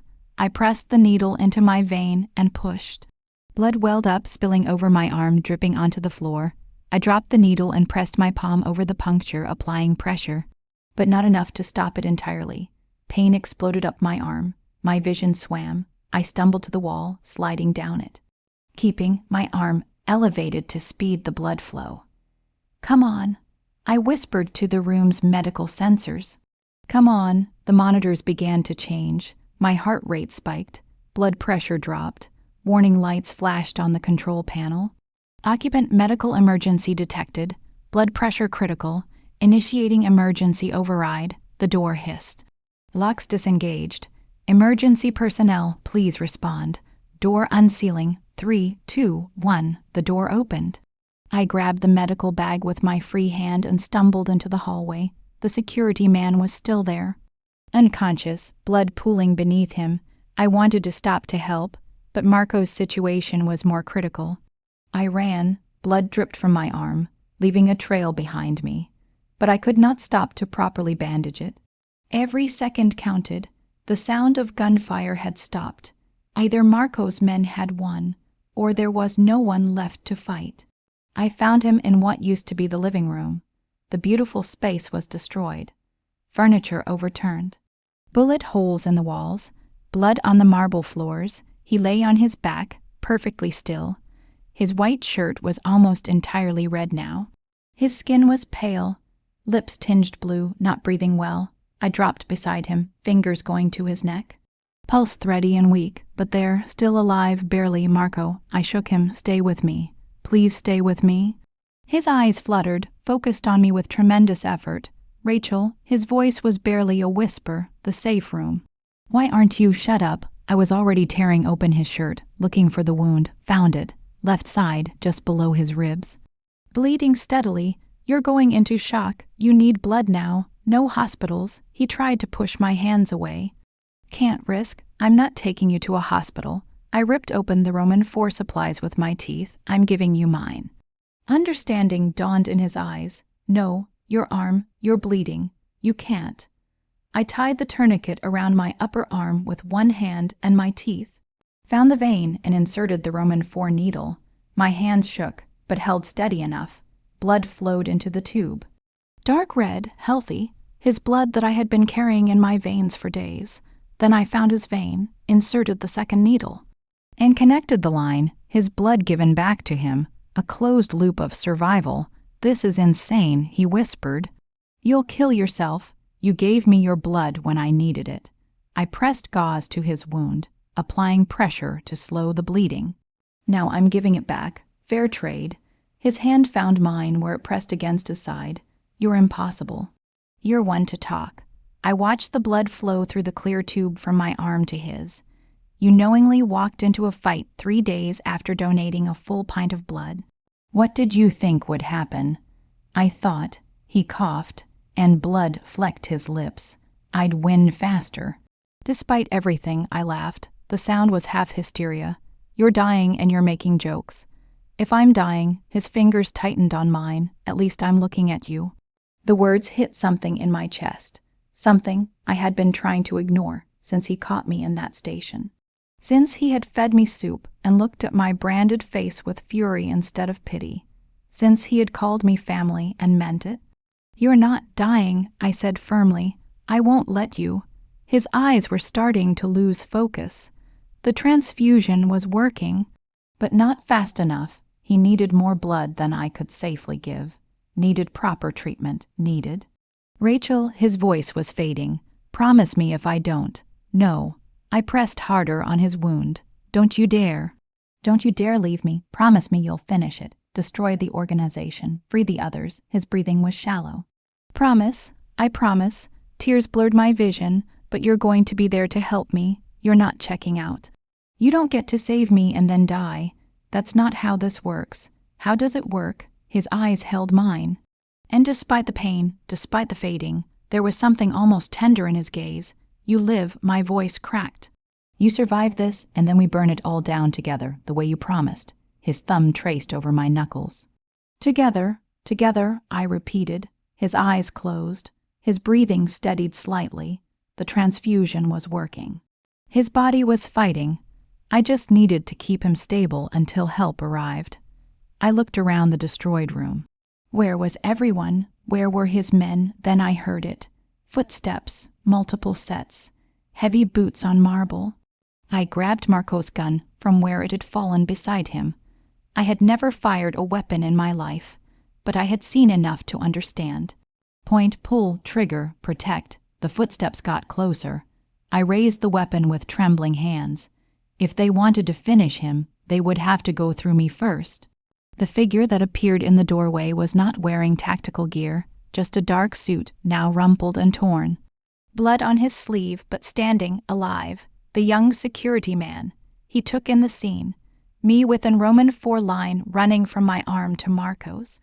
The gun in my free hand, the blood everywhere. The building is secure. The chairman's men are dead or captured. I lowered the gun. Marco needs a doctor. He's been shot, and he's in shock. I'm transfusing, but it's not enough. He needs proper medical attention. The security man was already pulling out his phone. Dr. Reyes is on his way. 5 minutes, he moved closer, assessing Marco's condition with professional efficiency. You saved his life. He saved mine first. I kept pressure on the wound. This just makes us even. No, his voice was quiet. This makes you family, true family, the kind that bleeds for each other. I looked down at Marco's pale face, at the tube connecting my blood to his veins, at the way his fingers still held mine even in unconsciousness. Family, maybe he was right. Maybe I had found something in this violent, dangerous world that I had never had before. A reason to fight, a reason to survive, a reason to burn down everyone who had ever hurt us and stand in the ashes together. Dr. Reyes arrived in a whirlwind of efficiency. He took one look at my improvised transfusion and nodded approval before setting up proper medical equipment.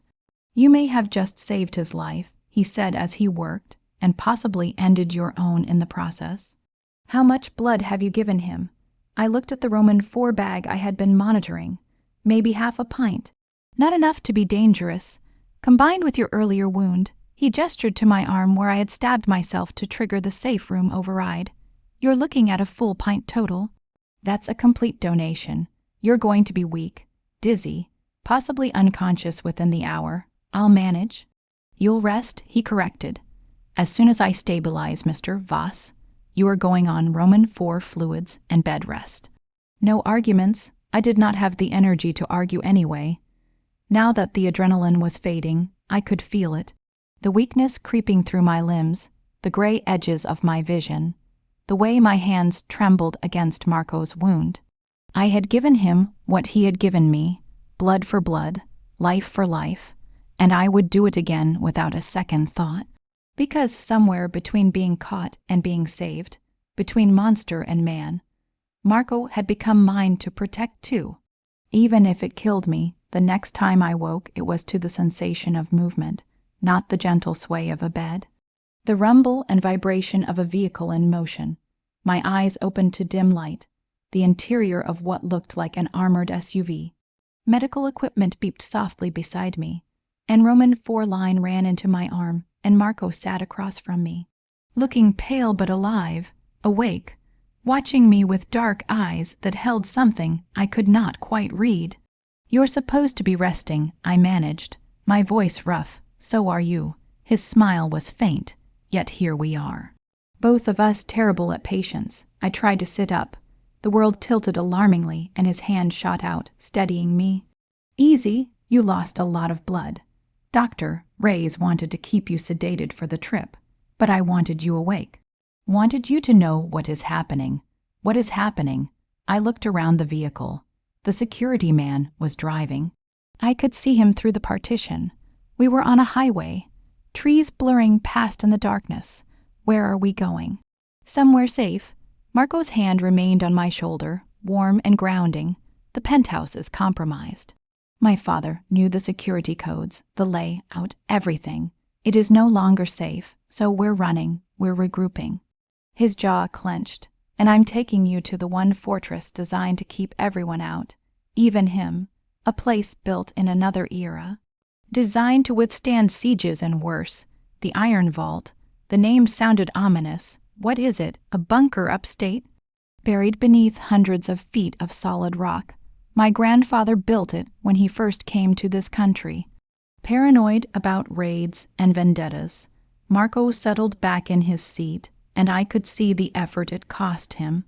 Moving carefully, protecting the wound in his side. It has its own power supply, water filtration, enough supplies for months. He paused. My grandfather used to take me there as a child, trained me in those corridors, taught me to shoot in the firing range. It was his fortress, his legacy, and now it's yours. Now it's ours. The correction was gentle but firm.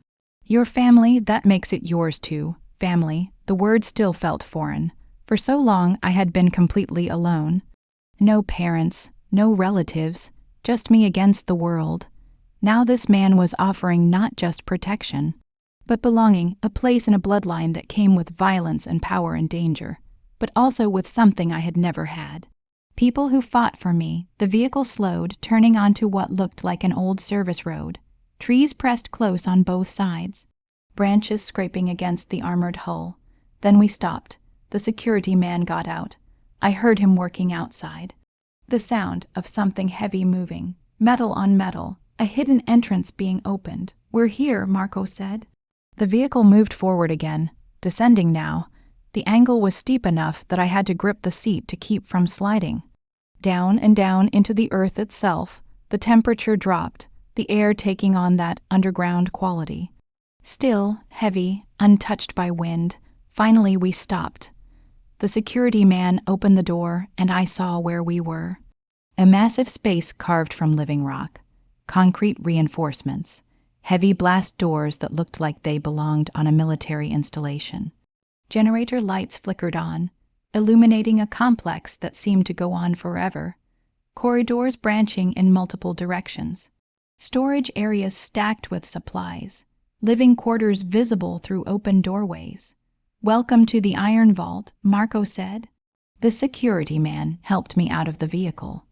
supporting my weight when my legs proved shakier than expected. Marco emerged more slowly, his movements careful. We were both wounded, both weak, two broken people retreating to a fortress built to withstand the end of the world. "The medical bay is this way," the security man said, leading us down a corridor. "Doctor, Reyes should arrive within the hour." "I'll get you both settled." The medical bay was impressive. A fully equipped surgical theater with monitoring equipment, pharmaceutical storage, and 2 hospital beds. Someone had prepared it recently. The sheets were fresh, the equipment humming with power. I sank onto one bed gratefully. Dr. Reyes had been slowly replacing the fluids I had lost, but I still felt hollowed out, weak, like my body was running on empty. Marco took the bed beside mine, and for a moment we just existed there. 2 survivors, bloodied but alive. "Hidden beneath the earth, thank you," he said quietly, "for what you did, coming after me, giving me your blood. You could have stayed safe in that room. You would have died, yes, but you would have lived." His eyes found mine. "Most people would have chosen survival. I'm not most people." I met his gaze steadily. "And you're not just anyone. I stopped, not sure how to finish. What was he to me, savior, family? Something more complicated that I did not yet have words for. "I know," he said softly, saving me from having to explain. "I know." The security man returned with water and protein bars. "Eat, both of you, doctor. Raises orders until he arrives." We obeyed, too tired to argue. The food was bland but functional, and my body accepted it gratefully. I was halfway through my second bar when Marco turned his back to me. I heard the snap of a glass vial, the hiss of a syringe, something for the pain I assumed. Then the lights went out. Total darkness, the kind that exists only underground, where no natural light ever reaches. The medical equipment died mid-beep. The gentle hum of the generators cut off like someone had thrown a switch. The security man's voice came sharp in the sudden silence. "I'm here. Don't move. Let me check." Then a new light appeared, dim red emergency lighting kicking in. It cast everything in blood, colored shadows, transforming the medical bay into something from a nightmare. And through the open doorway, I heard something that made my blood freeze. Slow, deliberate footsteps. Multiple sets, coming closer. "We have company," the security man said, his voice tight. "The main entrance has been sealed from inside." "We're locked in. That's impossible," Marco said. "The access codes were mine first, boy." The voice came from the doorway. Old, rough with age and sickness, but carrying undeniable authority. A figure appeared in the red emergency light. Skeletal thin, leaning on a cane, connected to a portable oxygen tank that wheezed with each breath. But his eyes were sharp and cruel and triumphant. The chairman, Marco's father, the man who had hunted my bloodline across a century. "Hello, son," the chairman said. "Welcome home." Behind him, more figures appeared, armed men, not in tactical gear this time. Street clothes, the kind of muscle that worked in shadows, not battlefields. We were trapped, sealed in a bunker with the man who had ordered my torture. With nowhere to run, no way out, the iron vault, Marco's ultimate fortress, had become a tomb, and the chairman was here to bury us in it. The chairman looked like death walking, not the poetic kind, the literal medical kind. His skin had the transparent quality of paper, stretched too thin over bone. Age spots mapped his skull. The oxygen tank wheezed beside him. Each breath a labored rattle that echoed in the red emergency lighting. But his eyes remained sharp, predatory, the eyes of a man who had built an empire on other people's suffering and saw no reason to stop now. "You always were sentimental, Marco." The chairman's voice scraped like rust, bringing the vessel to my fortress. "Did you think I wouldn't find you?" Marco moved, or tried to. His hand went to his side where the bullet wound had not fully healed, where he had given too much blood too recently. His body betrayed him, swaying, and I saw the weakness he had been hiding. "This was never your fortress." Marco's voice stayed level despite his pallor. "You lost it when you tried to have me killed." "I lost nothing." The chairman tapped his cane against concrete. "I simply waited, watched you play at being boss while I rebuilt in the shadows." And when I needed donors, his gaze slid to me, clinical and cold. I took what belonged to me by blood. The possessiveness in those words made my skin crawl. I was not a person to him, just a genetic resource. A walking blood bank carrying his family's rare variant. She's not yours. Marco stepped between us, blocking his father's view. She's under my protection. Protection, the chairman laughed, a wet, rattling sound. You can barely stand, boy. That transfusion you gave her weakened you. And now you're in my bunker, surrounded by my men, with nowhere to run. He leaned forward, the oxygen tube swaying. How exactly do you plan to protect anyone? The armed men behind him shifted. 6 of them, weapons drawn but not aimed, not yet. They watched Marco the way you would watch a wounded tiger. Dangerous even when dying. I'm offering you a choice. The chairman's tone turned almost reasonable.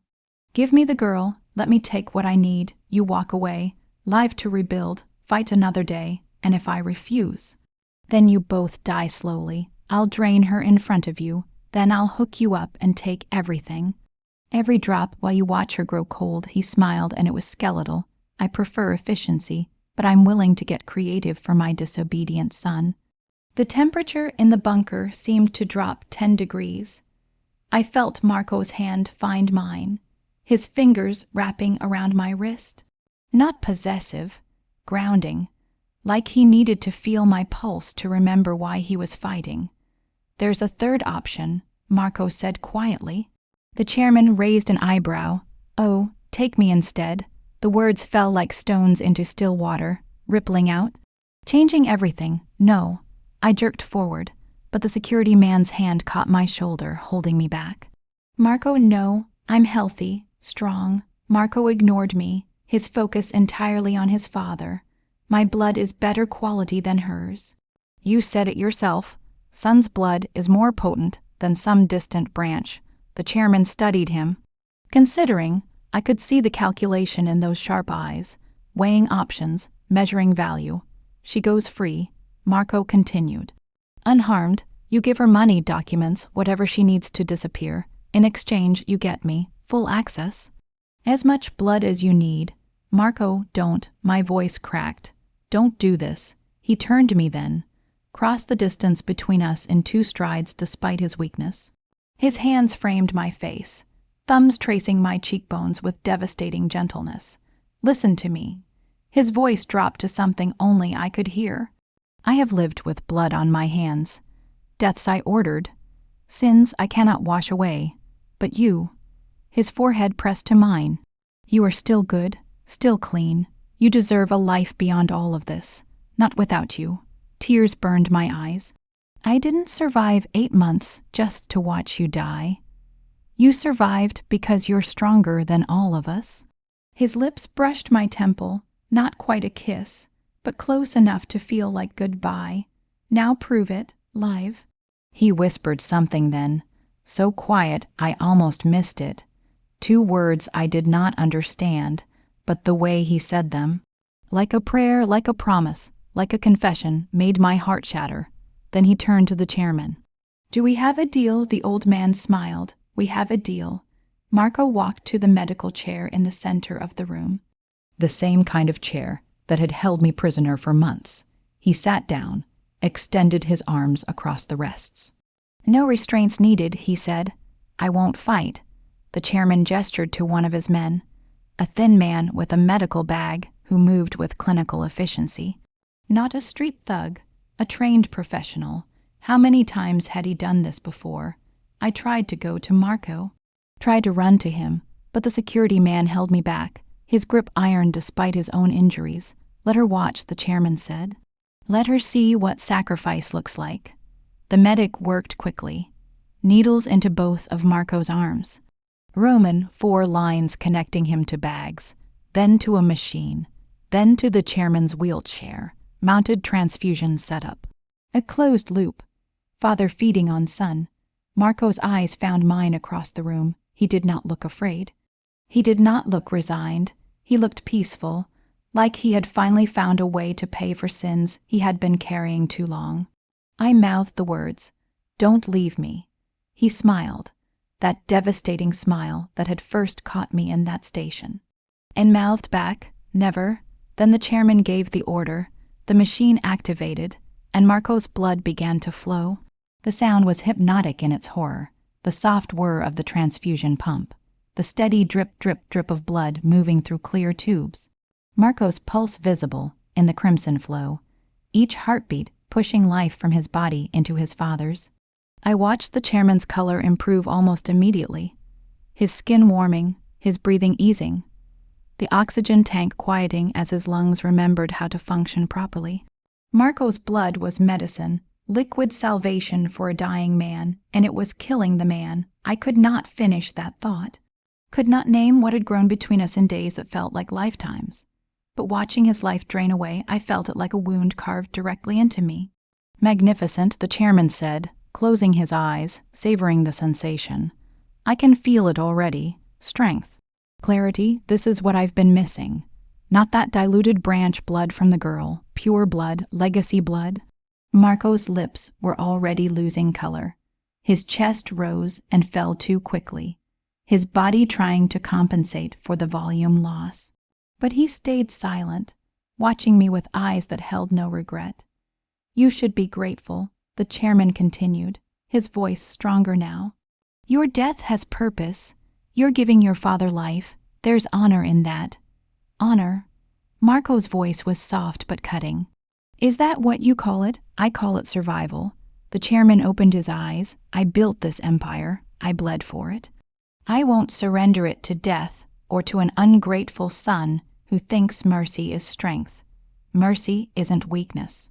Marco's head lolled slightly. He was fading. "You taught me to be ruthless, but you forgot to teach me when to stop." "Because there is no stopping, not for men like us." The chairman leaned forward. "Power is maintained through strength, through taking what you need. You were too soft, too willing to modernize, too willing to show mercy to enemies. You made us weak, I made us sustainable. Marco's breathing was labored now. Your way was dying. I saved us." The chairman coughed, just once, a wet rattling sound, then again. His hand went to his throat, his eyes widened. "Father," one of the guards stepped forward. The chairman coughed harder, blood speckled his lips, his body convulsed. Not gradually, but violently, like someone had electrocuted him, and Marco smiled. It was a terrible, beautiful smile. The smile of a man who had just won by losing everything.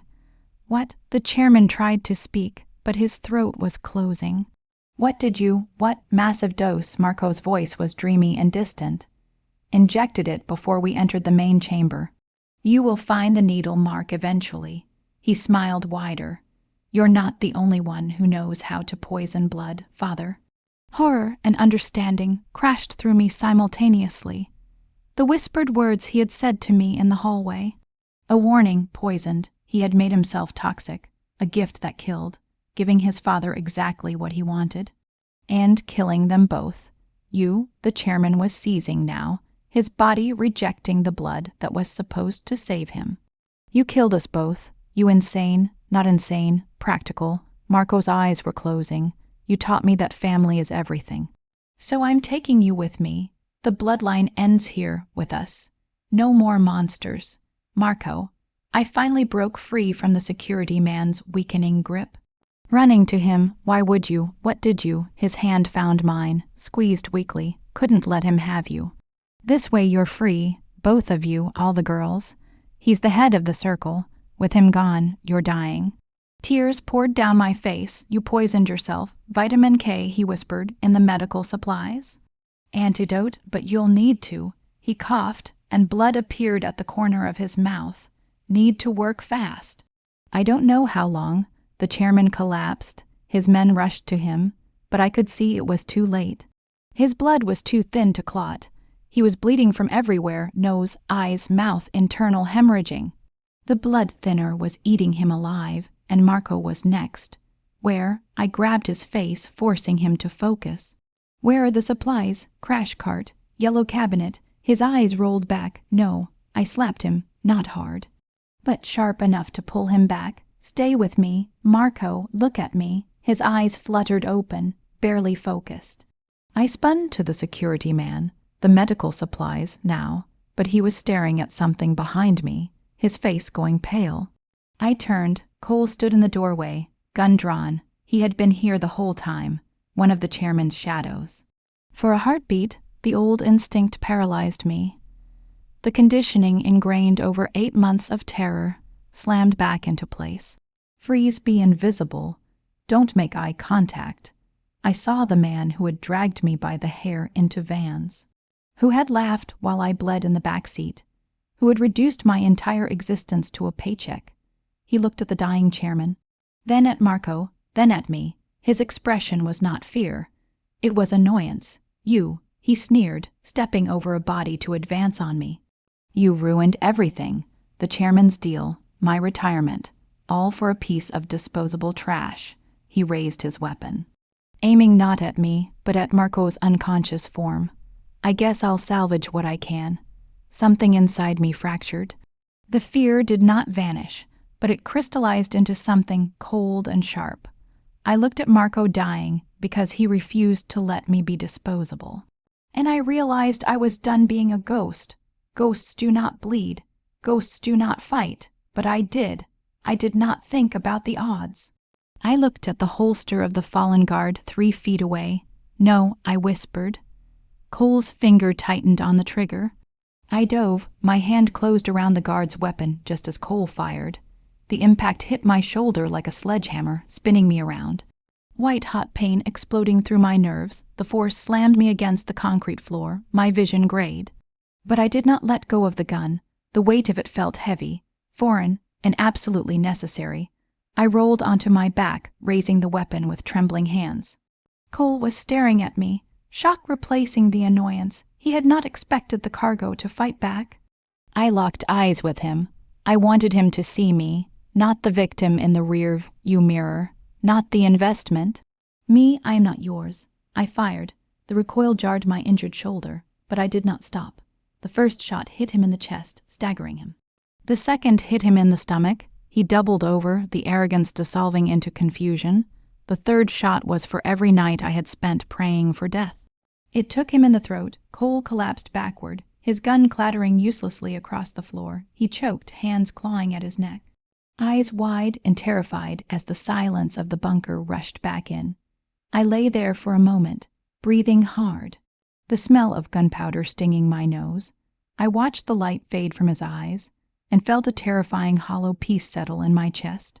The gun dropped from my hands with a heavy thud.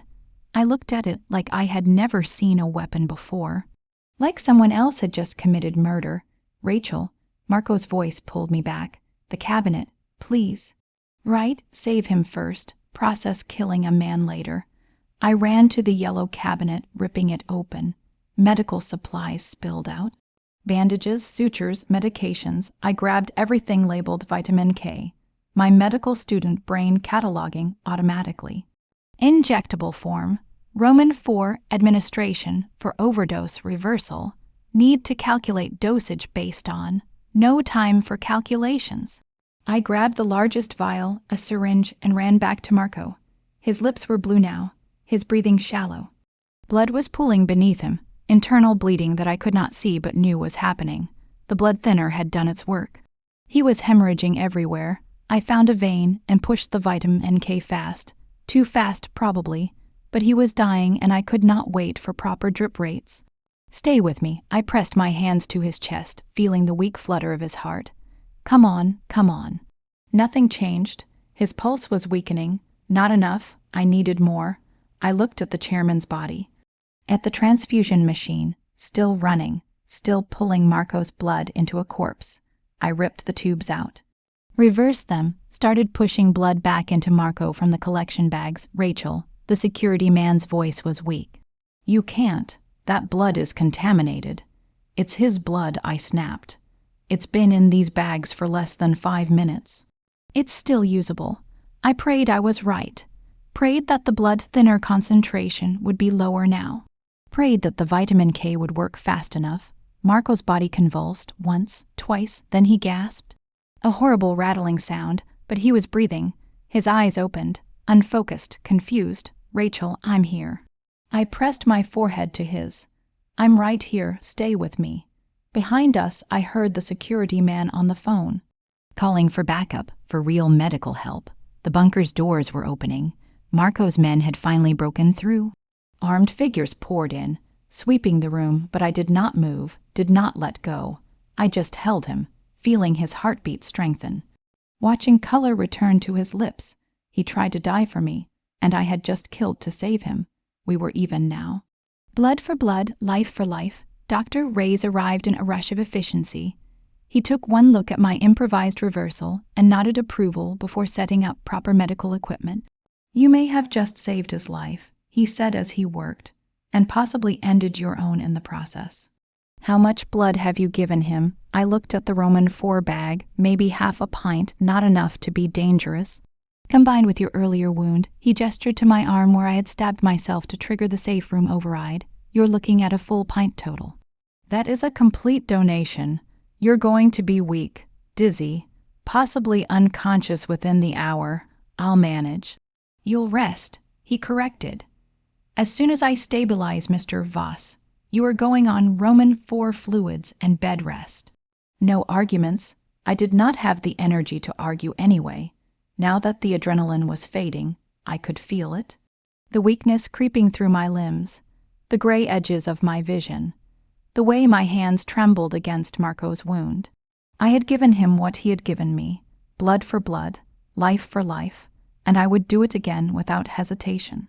Because somewhere between being caught and being saved, between monster and man, Marco had become mine to protect too. Even if it killed me, 6 months later, winter had returned to the big train station. The famous clock still gleamed brass and perfect. The ceiling still soared overhead, painted with constellations. The marble floors still shone under thousands of footsteps. But I was not scrubbing them anymore. I stood beneath the clock, watching the evening rush. Commuters flooded the station. Purposeful, distracted, alive in the way people are when they do not know how close death walks beside them. I knew. I had felt death's breath, had watched it circle the man beside me. The wool coat I wore whispered against my legs as I shifted. The price tag would have fed the girl I used to be for a decade. My reflection in the brass directory showed someone I barely recognized. Healthy, strong, hair no longer lank but styled, skin glowing, the scar on my cheek was still visible. Would always be visible, but it looked different now. Not a brand, a mark of survival. You're thinking too loud. His voice came from behind me, close enough that I felt the words against my ear. I turned. Marco stood there. Dark coat open over a charcoal suit. The winter wind had tousled his hair. A thin scar ran down his left arm. The only visible reminder of the blood thinner poisoning. But I knew there were others, internal scars. Places where his body had almost torn itself apart. Places I had stitched back together with desperation and medical training, and something that might have been love. I was thinking about the first time we stood here. I said, "You were dying, so were you." I reached up, straightening his collar. An excuse to touch him. I always needed excuses. You just hit it better. His hand caught mine, thumb tracing the pulse point at my wrist. I'm not hiding anything anymore. It was true. The past 6 months had been reconstruction, not just of his organization, though that had happened too. With the chairman's death, the power vacuum had been filled, but reconstruction of ourselves. 2 broken people learning to fit together without cutting each other on the sharp edges. The hearing is tomorrow, I said quietly. Cole's death, my testimony, self-defense, they had said, justified. But I had still killed a man, still pulled a trigger and watched life leave his eyes. I'll be there. Marco's free hand came up to cup my jaw, tilting my face toward his. Every moment, you won't face it alone. I know, and I did. That was the thing about us. We had built something strange and violent and unbreakable.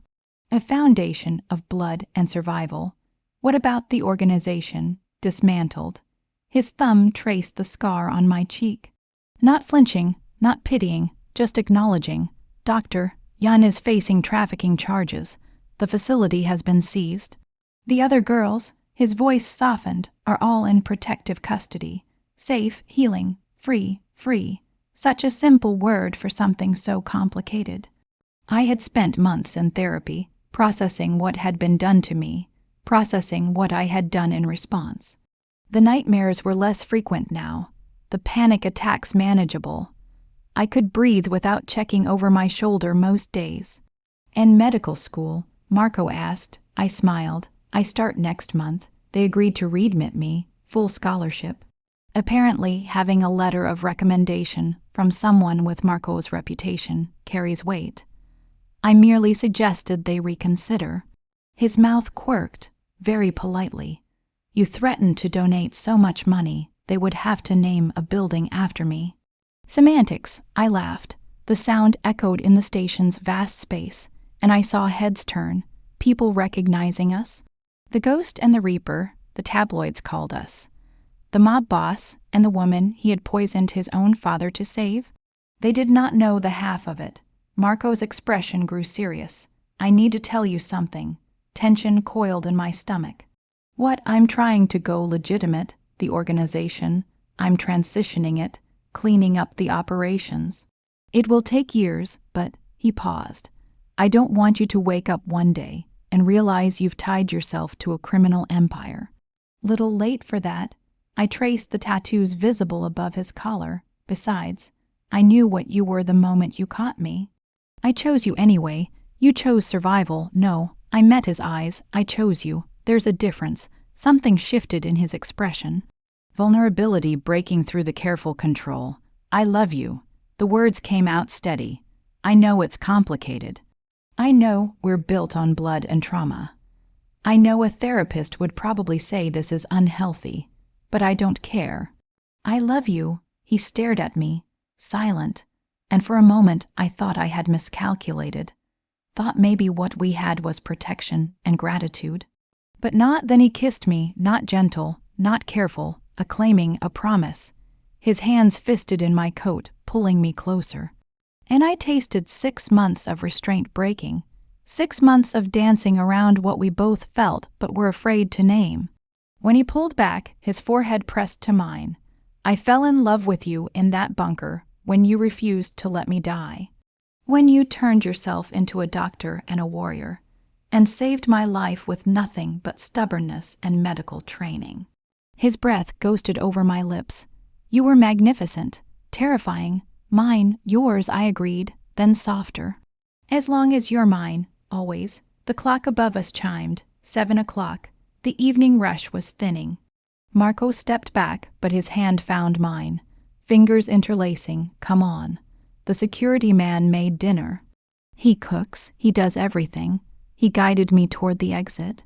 He also wanted me to tell you the final count came through from the organization's financial records. I tensed. How many? 47. His jaw clenched. 47 women over 15 years. Some survived. Some didn't. We're still locating them, still offering support. 47 lives stolen. 47 stories like mine, but also 47 reasons to keep fighting. I want to help, I said. When I finish school, I want to open a clinic, somewhere safe, for women who have been trafficked, who have been hurt, who need medical care without questions. Marco stopped walking, looked at me with something that might have been awe. You want to become a doctor for the broken? I am the broken. I touched my scar. Who better to understand? He kissed me again, softer this time. Reverent, I'll fund it. Every dollar, every resource, whatever you need. We stepped out into December cold. The city stretched before us, bright and dangerous and ours. A car waited at the curb. Black, sleek, the security man at the wheel. As we slid into the back seat, Marco's arm came around me, pulling me against his side. I fit there perfectly, like we had been made to hold each other. I have one question, I said as we pulled into traffic. Ask. Those words you said in the bunker, what did they mean? He was quiet for a moment, then, poisoned chalice. I was warning you what I had done, and the other words, earlier when you were saying goodbye. His hand tightened on my shoulder. Those weren't goodbye. Then what were they? He turned, his dark eyes meeting mine. They were a promise. Wait for me, because I knew, even dying, even poisoned, I knew you would not let me go. Tears pricked my eyes. You trusted me to save you. I trusted you to fight. That is who you are, a fighter. His thumb wiped a tear from my cheek. The ghost who became a warrior. The vessel who broke her chains. The woman who killed to protect what is hers. I leaned into his touch. I'm not that strong. Yes, you are. He kissed my temple. You survived 8 months of torture. Survived the organization. Survived me. You are stronger than any weapon I have ever carried. The car drove through the city. Past the station. Past the hospital where I would start my training. Past the tunnels where I had hidden and suffered.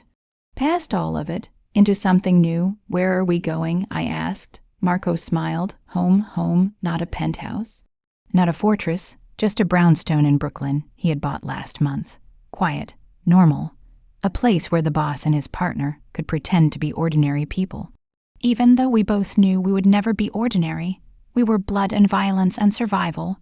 We were the ghost and the reaper. We were 2 broken pieces that had fused into something unbreakable. And as the city lights blurred past the window, his hand steady in mine, I realized something. I had spent 8 months as a ghost, but he had caught me when I fell. And now I stood strong enough that he would never have to fall alone. We were each other's salvation. And in this dark, violent world, that was the closest thing to grace we would ever find.